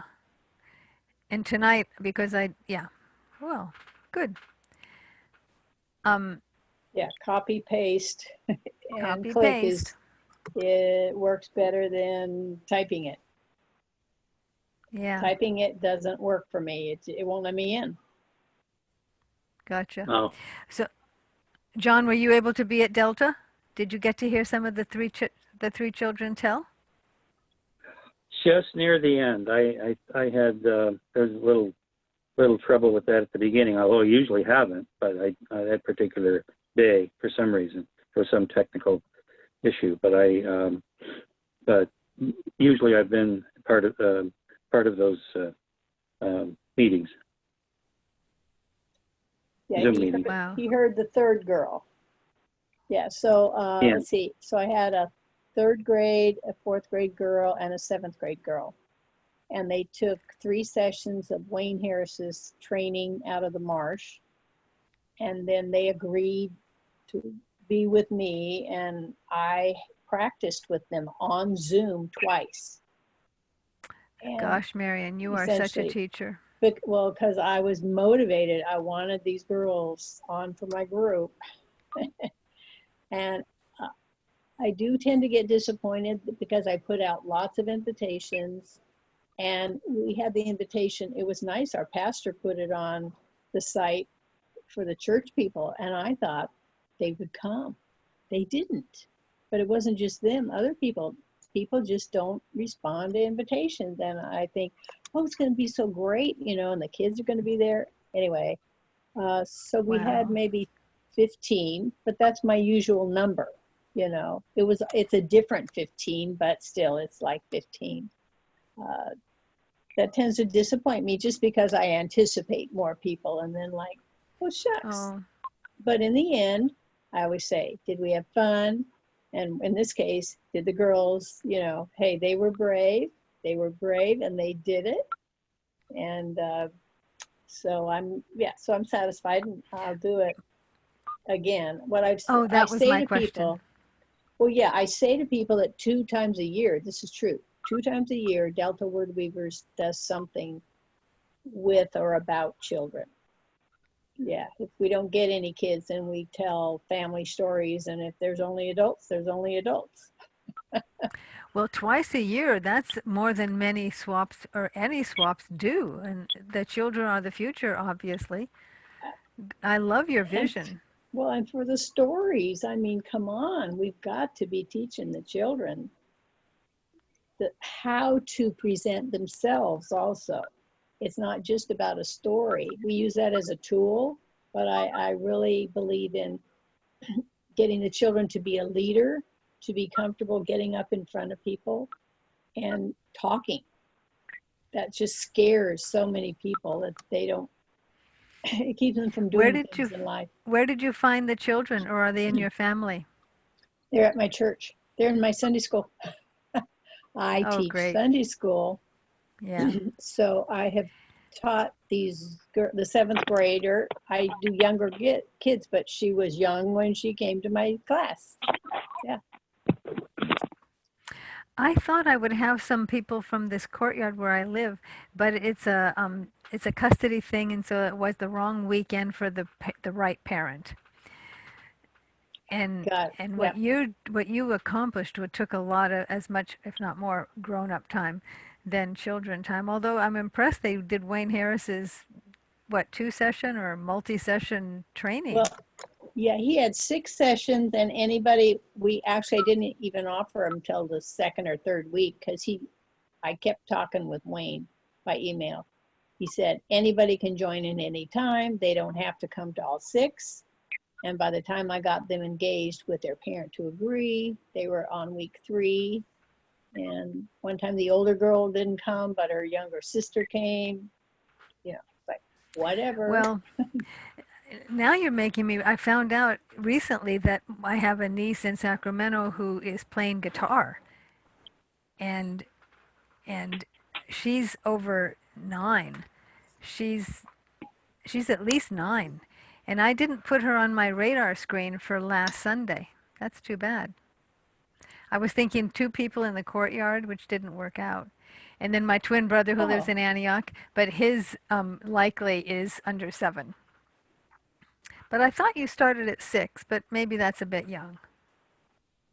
You mean to train the kids? Well, I didn't remember about the Wayne Harris training part. I just thought if well, the that child was just something that I knew about. I mean, I would have taken anybody from, if they say yes, I'm with them. I'm going to work with that yes. Whatever they can put out, I'm going to work with it. And if they tell a teeny tiny story, I'm going to work with it. That's it. And if you present child, great. What a great motto. And everybody goes like this. And, you know, they're so, well, the little ones are so cute, they can do no wrong. But I really had to, what do I say? The fourth grade girl, she just goes on and on and on and on and on and on. And I go, when she's practicing, okay, you need to, you know, you've been on 7 minutes, you got to bring it around. One time I said, okay, you know, you used, not during, not word weavers time, but in our practice time, I said, you need to, you know, bring it to a focus. What are they doing? And your story. And then she said, oh, and then there was a dragon. It's like, no, not a new character. What But if she learned. maybe you've tried this, but you know how children sometimes are so linear, although they might be all over the map with their linear. But what about, remember Gay Ducey and her character, and how good it is when characters get into bad trouble, because we want to know how they're going to get out of it. But remember Gay's advice about, it's great your character, or even as a teller, you can get into something and you can get into trouble as a character or as a teller, no matter, so long as we know how and when to get out. Out. Yeah, I didn't remember You think that. a young Yeah. person would understand that? Yeah, well, I kept asking this gal, what would I say? I'd say, what's the goal in your story? You know, you've got, I know who your characters are. Now tell me out loud, what are they trying to accomplish? What's their goal? And she really could never, she said, well, they're going to go find another portal. I had to learn, because both she and her sister did Minecraft type stories. I've heard of it. I've heard of it. Well, that's it. The kids are way into it. That both, see, I had sisters. I had the 7th grader and the 4th grader, they're sisters. They both had, let me say, the scene of Minecraft, but then what their story was that they took their own characters kind of going into those scenes like they do on the Minecraft. John, these are video games that the kids play. And you can, yeah, that's what Minecraft is. So is it M-I-N-E or M-I-N-D? M-I-N-E, craft, and the little characters. You know, it's all computer. You click on the character, and if he reaches the jewel, then he gets a little coin, or if he finds a mound and then he gets his shovel, he could dig and find something. Does the name Minecraft mine the mind? Or does it mine the earth? Or just general? I've never played it. Let's start with that. I just understand about the little characters running all over the screen and going in the, what do I call it, the zigzag different rooms, you know, around the corner here, around the corner there, and you can gain points and you can earn tools and you can earn jewels, and then there's bad guys, you know, that might come get you, so you got to run from them, or else go get a sword and maybe you can turn around and, you know, kill him off. Yeah. Just, I know the general things about it. But they did good. I especially like the 7th grade girl, because since 5th grade, she's been drawing. So I had her after her class, after her story at Word Weavers, because I'd seen them. I said, please show us your drawings. So she had a dragon tail, and she had wonderful dragon characters that were about, they were from the ocean. One was called Seaweed, and her dragon had, the shape of the dragon was kind of like seaweed, and it was great. Anyway, it just, we enjoyed her drawings as much as her story. Wow, and then I had, yeah, so I had 4 adults and 3 kids. So I started with Ed Lewis, and then put a child, adult, adult. Anyway, it worked. I couldn't find the recordings that we made, and I forgot tonight. Jag reminded me that I go YouTube sack. But do you think that it was recorded? It got recorded. It's recorded, except I asked the people about the recording, and one of the girls, the middle story girl, yeah, she did not want to be recorded, so I honored that. So you had to remember, Shags had to remember to take the recording Shags off. was in charge. Yeah. Bless Your his heart. sound right now, Linda, your sound is like garbledy-gook. Oh, that's right. If I tell you, you plug it. I'm glad you told me. So. Better. Oh, yeah. And that did not happen during your meeting tonight. FYI. Oh, Did not happen then. Oh, good. Thank you. Just now. Wow. Yeah, Okay. I had a hard time logging in. So, to leave, do you think, because this is my first time, I don't know if you, this is my first time not logging into Mixbag on Zoom on the in the Shag site. I did a double click like a participant. Do you think to quit the meeting, to leave the meeting, do you think I'm going to need to back out in some way and then go back into what I call the Shags place where we started out? Or do you think, let's see. You're gonna, do you have both a leave and a leave meeting? I have one red button down below that says leave. Well, he told me he made me a co-host too. I just know when I was a host. Well, I do have an end. I do, in my lower right screen, I have a red button with a white end. So that might end the meeting. That's it. Yeah. Oh, lucky, and that's thanks to Shags making us co-hosts, I guess. Yeah. Go Shags. I think he made you the host. Look again. Does it say you're the host? Look under participants. Let me look.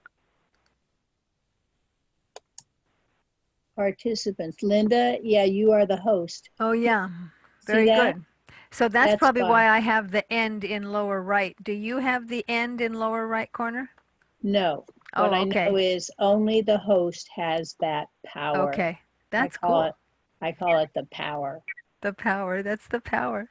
Yeah. Marion, thank you for your wonderful self and your regular attendance and your enthusiasm in all the things you bring to Mixbag now, but to Delta Word Weavers forever, right? No, not forever. But in the past, a long time in the back, I mean, years, cumulatively, it's very impressive, your quantity of years. 38 years. Wow. Not always to tell John, not always with a swap group, really only a few years with a swap group. Because we existed, we existed as the Word Weavers, but we weren't doing swap groups. We were rounding up invitations to tell at the park. We would plan a we would plan a family, festival, and we would work with the recreation department, and they'd put it in their magazine for the whole city, like go to the festival at Chichibu Park on Saturday in the fall. You know, we would, and I did workshops through the recreation department. But it wasn't just me. There were 3 people who started Word Weavers. At this point, one has passed away, and one lives in Oregon. What about the man that took on a ministry? Wasn't he part of the beginning starters? Not with the starters. The one at the Saint Episcopal Church in kind of downtown Antioch. You mean a minister? Michael? Well, was it Michael? I thought his name maybe it was Michael. I thought it started with a J because he would come to the festival. I would see him places without going to Antioch. Yeah, that was Michael. Oh. He's as assignment as a pastor. He got a new pastorship job in another state. Oh. So I haven't even communicated with him lately, actually. So you're a treasure, and Ed's a treasure. We're all treasures, I'm sure, in our fashion. Well, we have this passion. I'll tell you my latest idea now. So you two don't know this. Ed knows this. I've emailed the SAC board. See, Ed, that's why Ed knows.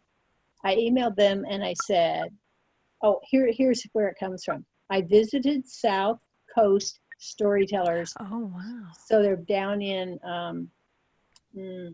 like Costa Mesa, someplace down there on the coast of California.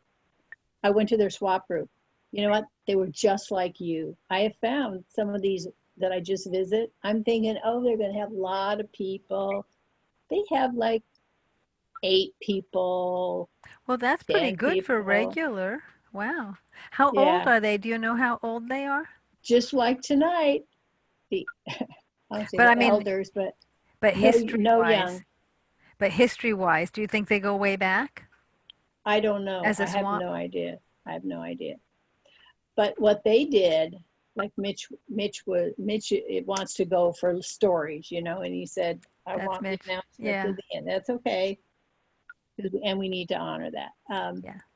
But what they did was they have their stories, they're all told, and they say, okay, now we're going to do our business meeting. So, you know, it's okay if you leave now, but we're going to Oh, stay for business meeting. And I stayed, almost left. And then, then I kept staying because I get interested in what they're dealing with. They're dealing with insurance. They're dealing with when are they going to meet in person? And I thought, you guys don't even need to talk about it, but it's okay. They had to talk about it. But they started talking about celebration. One thing leads to another, and then doggone, my hand goes up. And I said, tell you what, does your group want to join with my group for a celebration? You put up half the tellers, I put up half the tellers. It's on Zoom. We have to talk about details, date, time, place, not place, but place is Zoom, and have a joint celebration. And that night they said yes. oh my gosh. So so then I see that's my own decision. But then I went to the board of SAC. They haven't answered me as a board. I got 2 yeses. Ed said yes, and Brandon said yeah, but Brandon isn't running a swap, but he's a board member. Anyway, it really doesn't matter what the board says. You know, they're not in charge of Marion. But Ed likes the idea, so he wants to do it with a Southern. It's essentially a Southern California swap and a Northern California swap together doing a celebration. Wow. So Wow. I'm doing it for sure. Ed wants to do it, and I know I'm going to put him on with Marilyn McPhee. Her group is San Diego Oh, because he already knows her. So all I'm going to do is kind of make sure they have another group, and then I'm out. I'm preparing a paper that says all that I do. The only thing I do is kind of match you guys up, and then you take it over. oh. Yeah, I'm So not going to be in is charge of anything. What? is what you just said meaning that you did what you just said, and then it will be Ed and some other person who may or may not be Brendan Spars? Ed's group out of Sacramento will probably link up with Southern California, San Diego, Maryland, McPhee's group to do a celebration. Wow. Brandon Spar's input of, gee, I like the idea. He's speaking as a board member. He does not have a swap. That's on Right. No, Zoom. you said that. That's on Zoom. I Right. was disappointed. I've contacted the Santa Rosa and the Rohnert Park group. They really moved to Rohnert Park, 8 miles south of Santa Rosa or something. And the person there just says, don't worry, Linda. She said, we just can't run Zoom. We just don't have enough tech people, and we just don't feel confident, and we're not going to do it. So they're out of luck. Wow. That's their choice.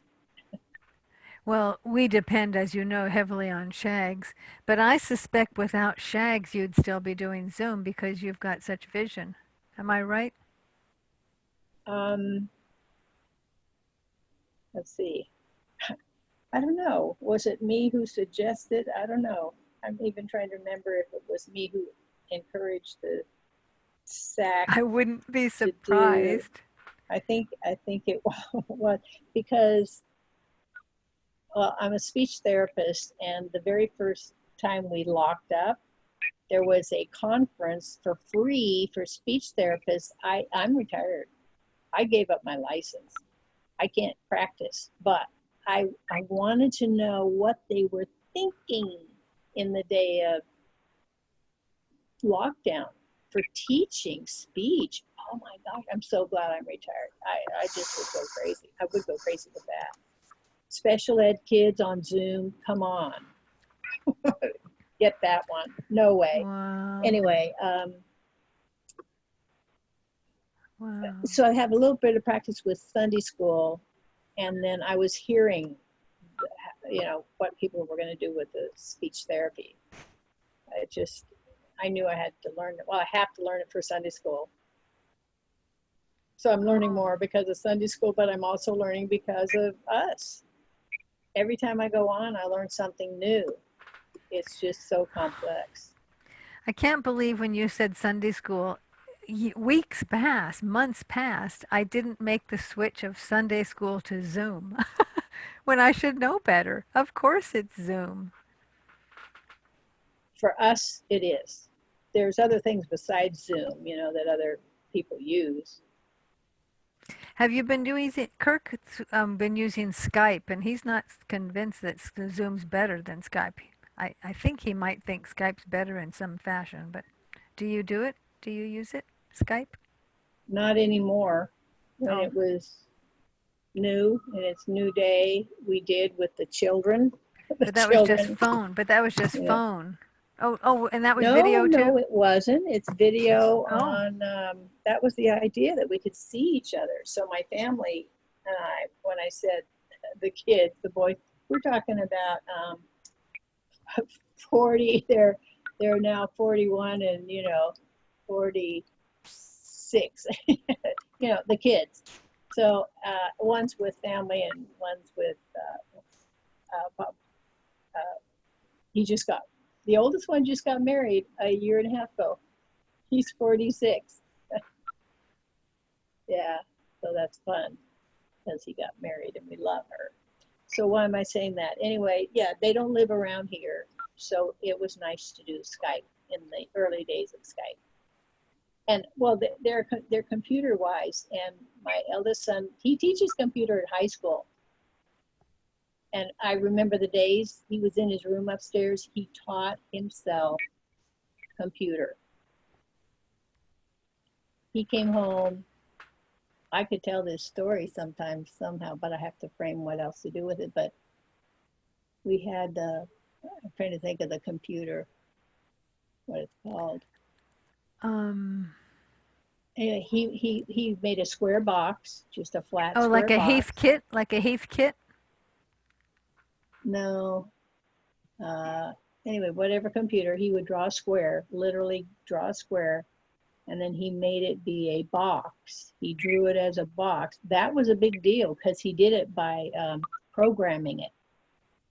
He programmed it. He had lines and lines and lines of numbers and letters.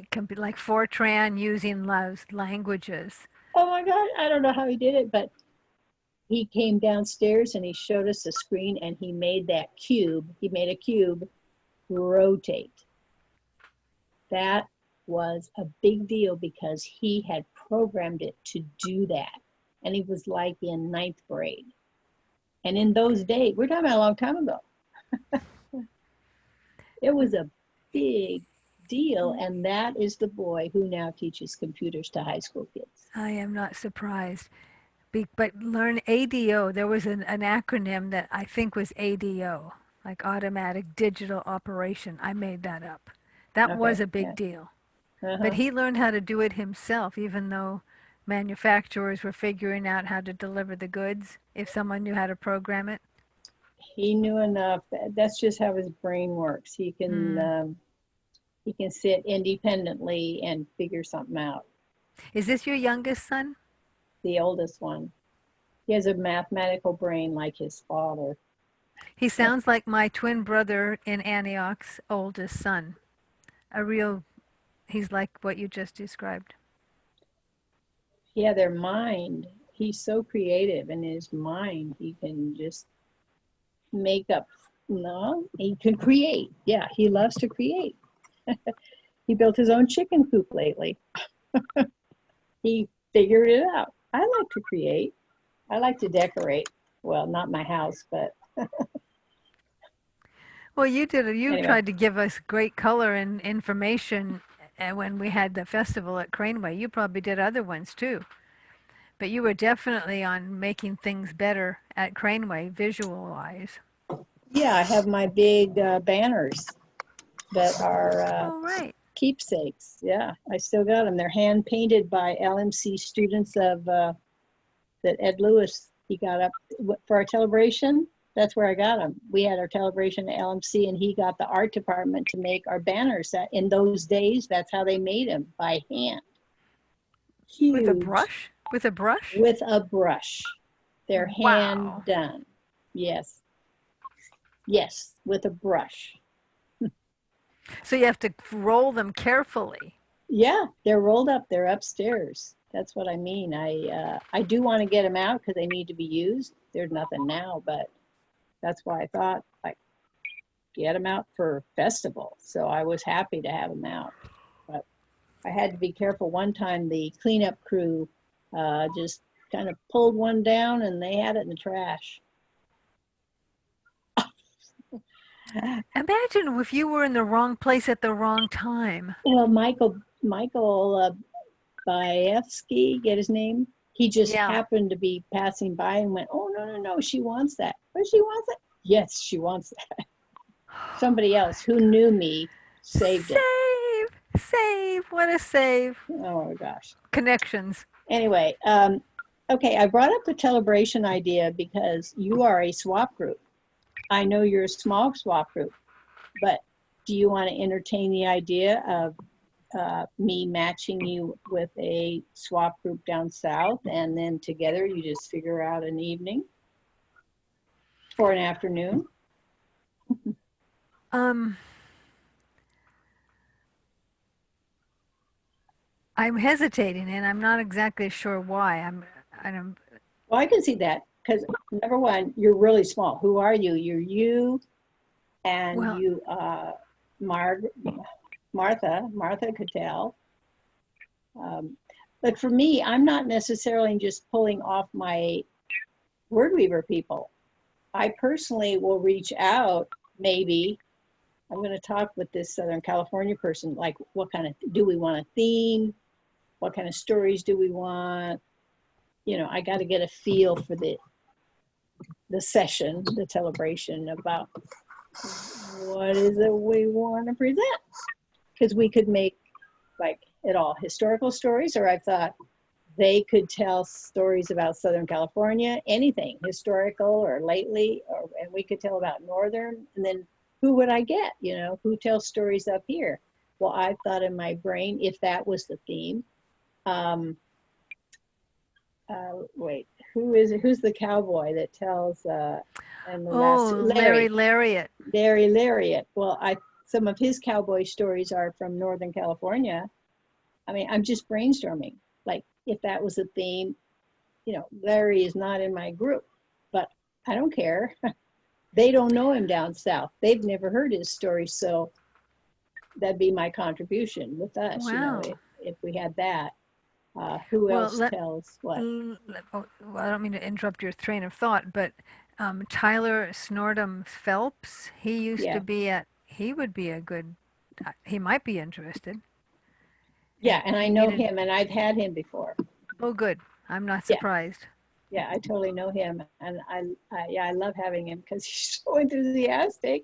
He was at our celebration. I mean, he was doing a folktale. He was on the floor because the character was on the floor. I can't remember why. You know, something happened to the character. He fell over. Tyler was down there doing his character before he got up. Yeah. And I went to one of Liz and Sally's Orinda nights in 2019, maybe January this year, fairly recently. And Tyler was there, and I got to meet Tyler's wife. It was neat. Oh, yeah. Yeah, they're real busy with family, so they're just not always available. But yeah, he would be good. So Marion, changing subjects to San Francisco. I didn't call Doris. And I said, well, I'll just try to get on to her second Thursday, 10 a.m.er. But I never got on. Did you by chance go to Doris's second Thursday? I did. Were you trying to get in? I mean, And I never saw you there because I kept Really? watching. Yeah, I kept watching. I was using the link that I got from, is his name Roberts? Bill Roberts or something? David Roberts? Rick The Roberts Rick from, Roberts. I used the link that he emailed to SAC members. I can't speak to that. I just know I was there to support Doris. And so I kept watching because we were waiting for her friend to click in. And we would talk a lot. We never did tell stories. Oh, We Marianne, spent 50 minutes trying to get her friend in, and it never worked.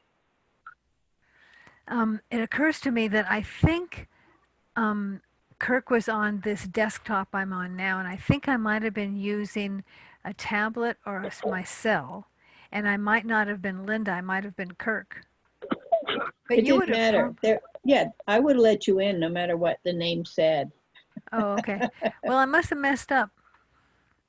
So, but that's how it is. Like John says, when he tried to get to Word Weavers the other day, he just couldn't get on. And I had that, let's see, what was I went to someplace real recently, whoever group it was. Anyway, it took me three attempts. I mean, I have to go out and just start over again. And that takes minutes and minutes and minutes to go through all that. Huh, John? Yeah, It's frustrating. I'm just, keep learning. Yeah. Good way to be. That's it. We just,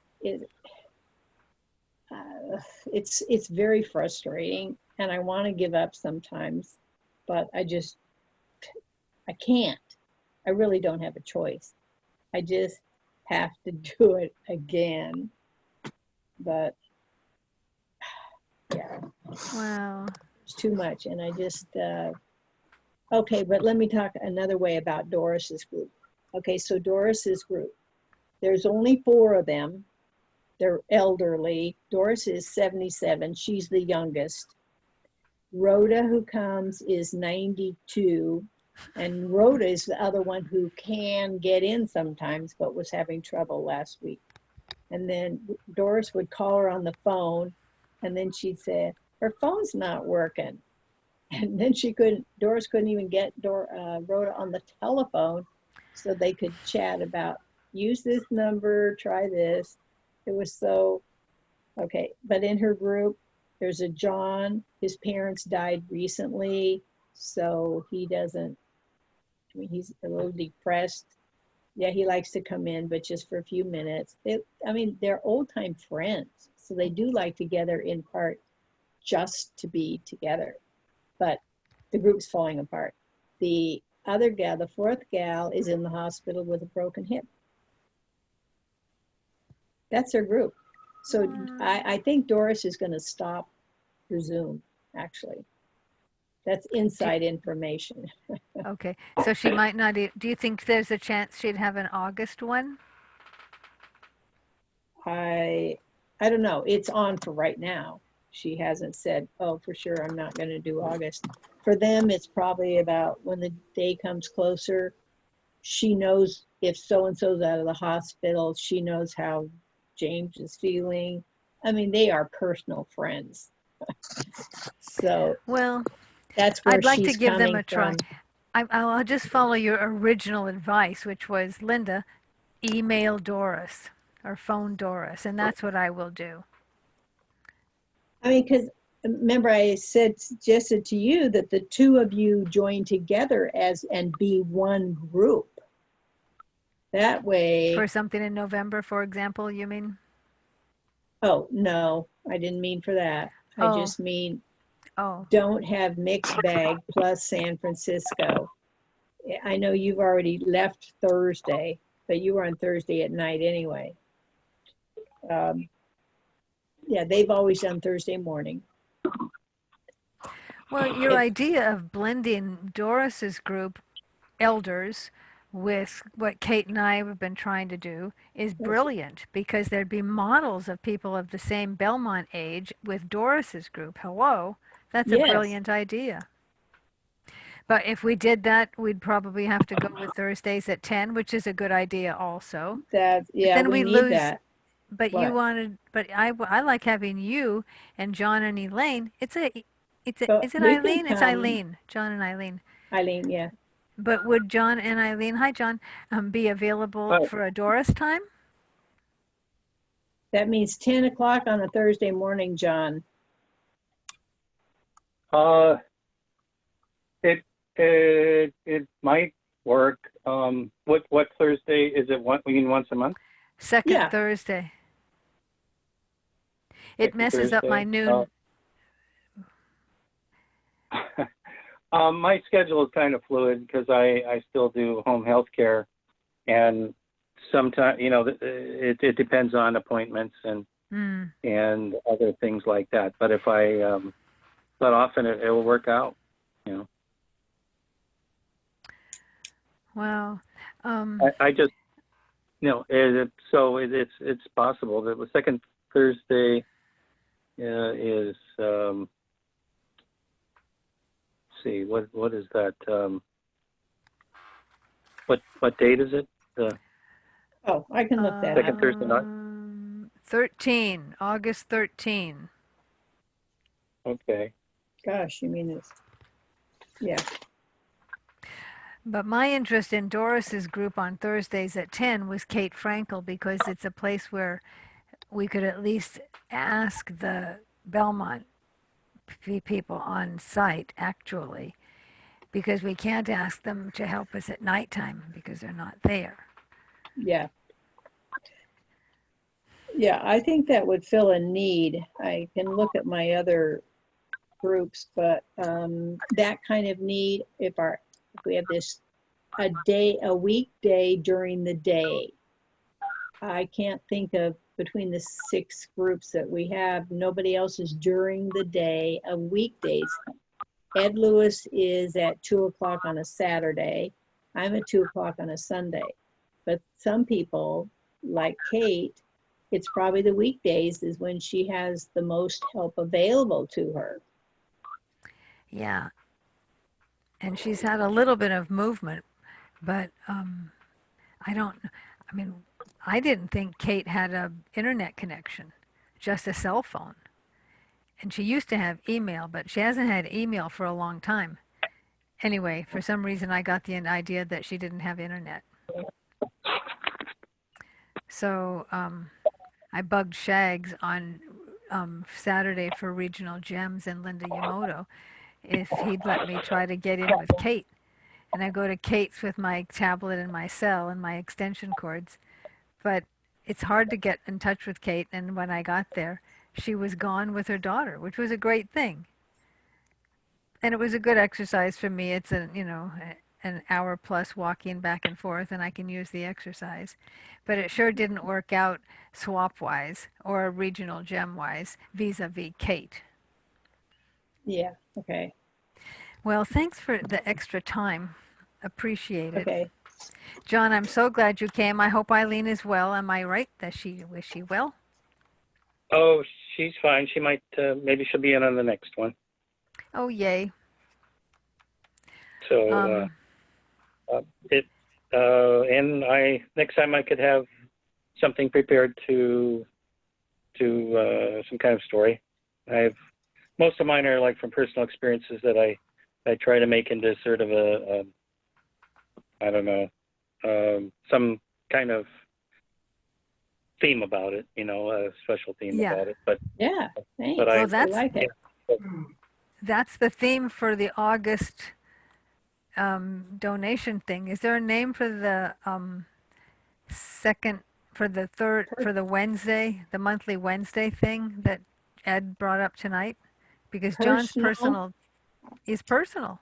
It said August is personal stories. September is folk tales. If John, if you can hear me, if it Yeah, I came can. to it, I consider you and Eileen parts of the mixed bag at Belmont Story Swap. You could represent Marion's group or mixed bag if Marion gets too many to put in. For I don't have anybody. you don't. I've lost my group because of Zoom. Hmm. I've got John, and let me see, who else, John? Eileen. Yeah, Oh. Eileen. Thelma comes in some of the time. I have to connect with her because she's just come in by telephone lately. Originally, she was in by video and everything, so I don't know what went on there. Oh. And then I've lost my gal, Linda. I lost my neighbor across the street, June. You know, she'll come in person, but it's, well, and she's just got too much else and health problems and this and that. Anyway, it's just a bad time. Yeah. I've lost my listeners, that's what. Well, COVID has really shown what, yeah, it's not just racial differences, but technological differences. Oh my God. Absolutely, yeah. And with our elders, and that's who my listeners are, and they're not always up. I mean, I'm an elder, I'm not up on it, but I'm just like sticking with it and sticking I with it, think you and do like, very well. it's still frustrating, still frustrating. Anyway, we didn't fully answer your question, and we're posing one to John. You don't have to pick between us. The main thing is, and you don't have to answer either of us tonight, but if you work on a personal story, Linda and I, let's just say, we're both going to put your name in, but you have to speak up. Do you want us to put your name in to Ed to tell a story on Wednesday, the 13th? Oh, I was talking, when I said the 13th, I was talking San Francisco. I'm sorry. So it would be Wednesday, August 12th. Oh, I see. Yeah, Wednesday, Yeah. August 12th. That's always the chorus for me. Oh, but in August I don't have chorus. That's interesting. Oh. Huh. Okay, We don't usually John. have it in July, but we are. So John, are you mixed up? Meaning the 12th is a Wednesday. Yeah. That is when Ed is talking about, wouldn't it be at night? The SAC will have 7 p.m. representatives, probably, I'm sure. The SAC will have representatives from different groups. 13th on the Thursday, that's when we're talking about there's a morning San Francisco swap group at 10 a.m. So that's clearly what it is we're talking about. Okay. So you can email us. I mean, You want to do it? you know, I, you know, as many things as I can do. It's nice to have that opportunity. I mean, I do miss like when people are there to you know, can physically see everybody and all that. But I think, you know, you make do with what we have. I've enjoyed the opportunity to Zoom with this and with some other things that other groups I've been connected to. In fact, yesterday was on a Zoom thing where there's a guy in Concord who writes his own radio plays, old-fashioned style radio plays, but they're all original. And I've been in a whole bunch of his. I've done like 10 or 11.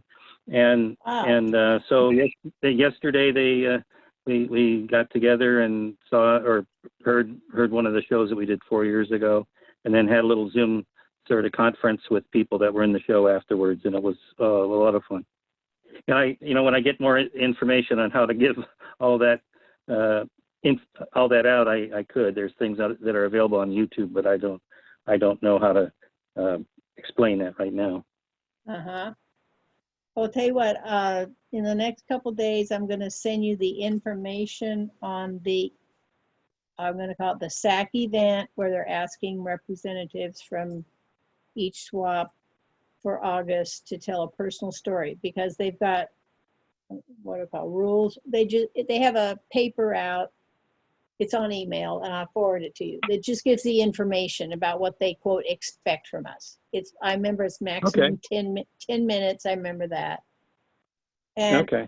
I think he implied that they pick out of the hat quote that night. 6 people. Oh. Linda, you're muted, but I meant to ask him directly. Did you think he heard it did you hear it as like that night?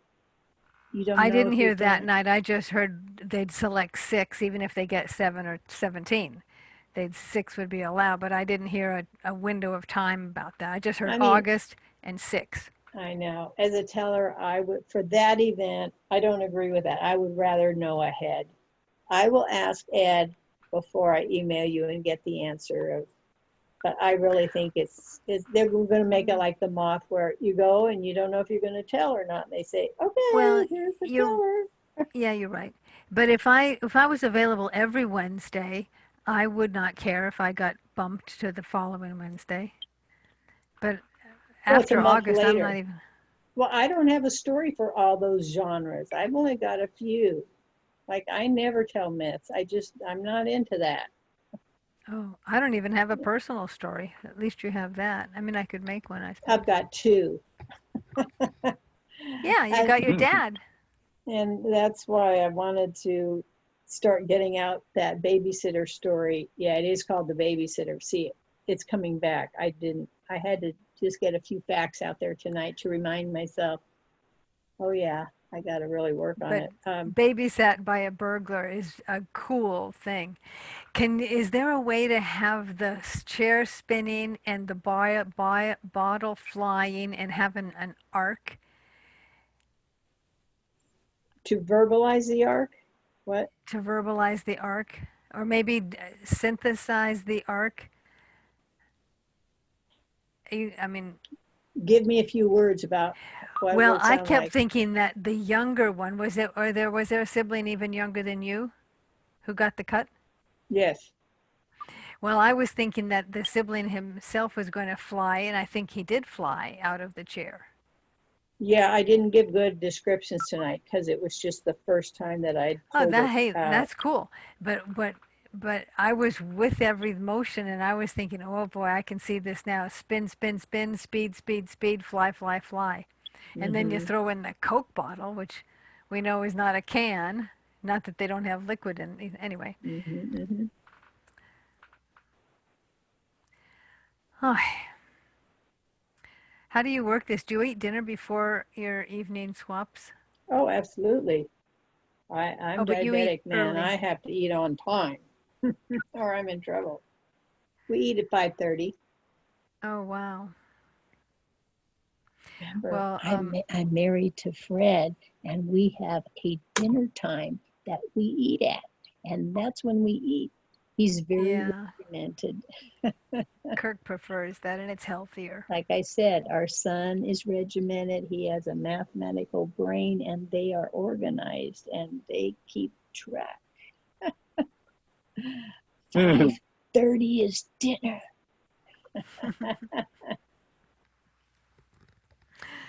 Well, cool. We eat ahead. Okay, so Linda, I'm going to send John the information. And, thank you.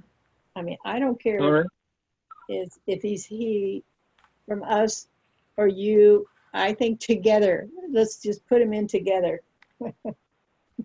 Okay, sounds good Thanks, to me. The main thing is he gets a chance to tell. And that way, if I decide to tell a personal story, see, I have to work on my snake written down edition. I haven't done anything on it for 3 weeks. That's why I'm not like volunteering to tell everywhere. I have to I have to force myself. I'm a procrastinator. I just procrastinated the snake story and it's due, it's due in my book. I need to get it off my desk. You are not a procrastinator. Oh, yes, I am. Maybe everybody has to arrange, but you're not onto the range yet. Oh, I am for Amy Minnie. She's sitting on the desk instead of getting over to the publisher or the editor. Oh gosh.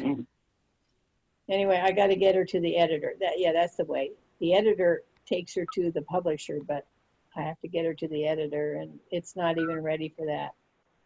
Okay, so anyway, that was a long story to say that's why I'm not volunteering a bunch of things to tell out loud, because I have to make myself.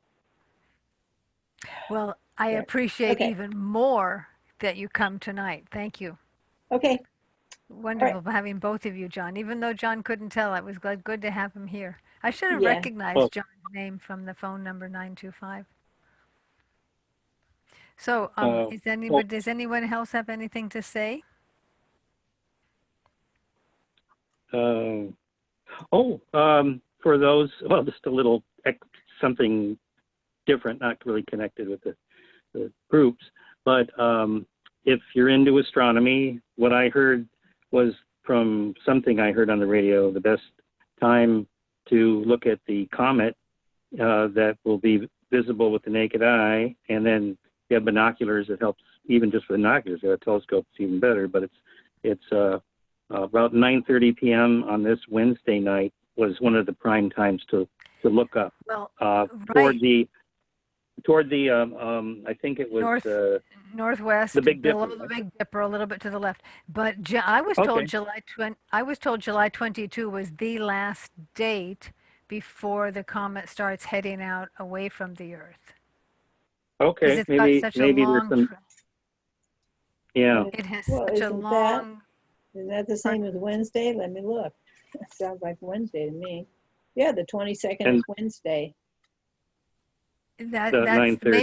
Maybe that's the best because it's closest, but I think once it's closest to us is probably when it starts to leave. So I think it's like a little touchdown. But I've just been frustrated. I have not gotten out under a clear sky. Kirk and I in Berkeley have been getting clouds. I love clouds, but oh my God. So tonight I'm glad you brought that up, John. It's almost 9:20. So, I'm so glad you brought that up. Go Neo-Wise, go John, go Marion. Well, I don't have a sighting of that sky, because when I look out my window to northwest, I don't have a horizon. There's trees and buildings, and part of Tabora Hill is in the way. Oh. That because this comet, even though they say look at the Big Dipper, and I've seen the ideas, and then I'll say below it, and they say it's near the horizon. Well, I have no horizon on my view. It's 10 degrees, they say, from the horizon. Yeah, but that's too low. That for sure it's behind my Tabora Hill and the trees that are out my window. And just Fred's not in favor of me driving over to the hills by myself, because he's not going to go. Well, yeah, Kirk thought we should consider driving up to Berkeley Hills. Or Lauren, you might check out Lawrence, you might check out Chabot Science Center. They're doing things, if you have time. You mean go over there? Mm-hmm. No, but I think virtually we could see some action. I tried Chabot and I didn't get anywhere, so I don't know why I'm telling you to do it. But you mean online? Yeah, because either in Bay Nature magazine or in another magazine, they gave Chabot as a Neo-Wise connection. It didn't work for me, but they didn't give a link, and maybe I searched incorrectly. Okay, I might try that because I can't get it live, so maybe through them I could see it. Because I get interested in that. It's very interesting in me. I want to see it. Oh my God, it's stuff from when we became our world. I mean, the stuff that's inside about that. 4 billion years old. I mean, OMG. Yes. Mm-hmm. Yeah, it's from I'm some so particles glad you reminded about me, 4 John. billion. And I can't remember exactly what they were saying, but maybe or something else. but something like the next chance we'd have to see, be able to see it this close is like 6,800 years or something. Exactly. That's because of the loopy loop that the comet's taking around the sun. This comet takes that long to go around the sun. It's that big of an elliptical loop. Okay, yeah. Mm-hmm. Okay, well, I'm going to get off so I can go on my Okay. other. Yeah, it's easier to go to my bigger computer to type in stuff. Okay, all right. Thank you, Marion. All right. Thank you, You're John. welcome. Thanks, John. Good night. Good night. Good Happy night. comet. Thank you very much. It's been fun. Okay. Okay. Hi, Eileen. Oh, she's nearby, but not right now. Okay. Good Bye, night. Eileen. Stay safe, Eileen, too. Yes. Okay. Safety, curiosity, love. Good night, I'll- folks. I'll tell her. Thank you. Okay. All right.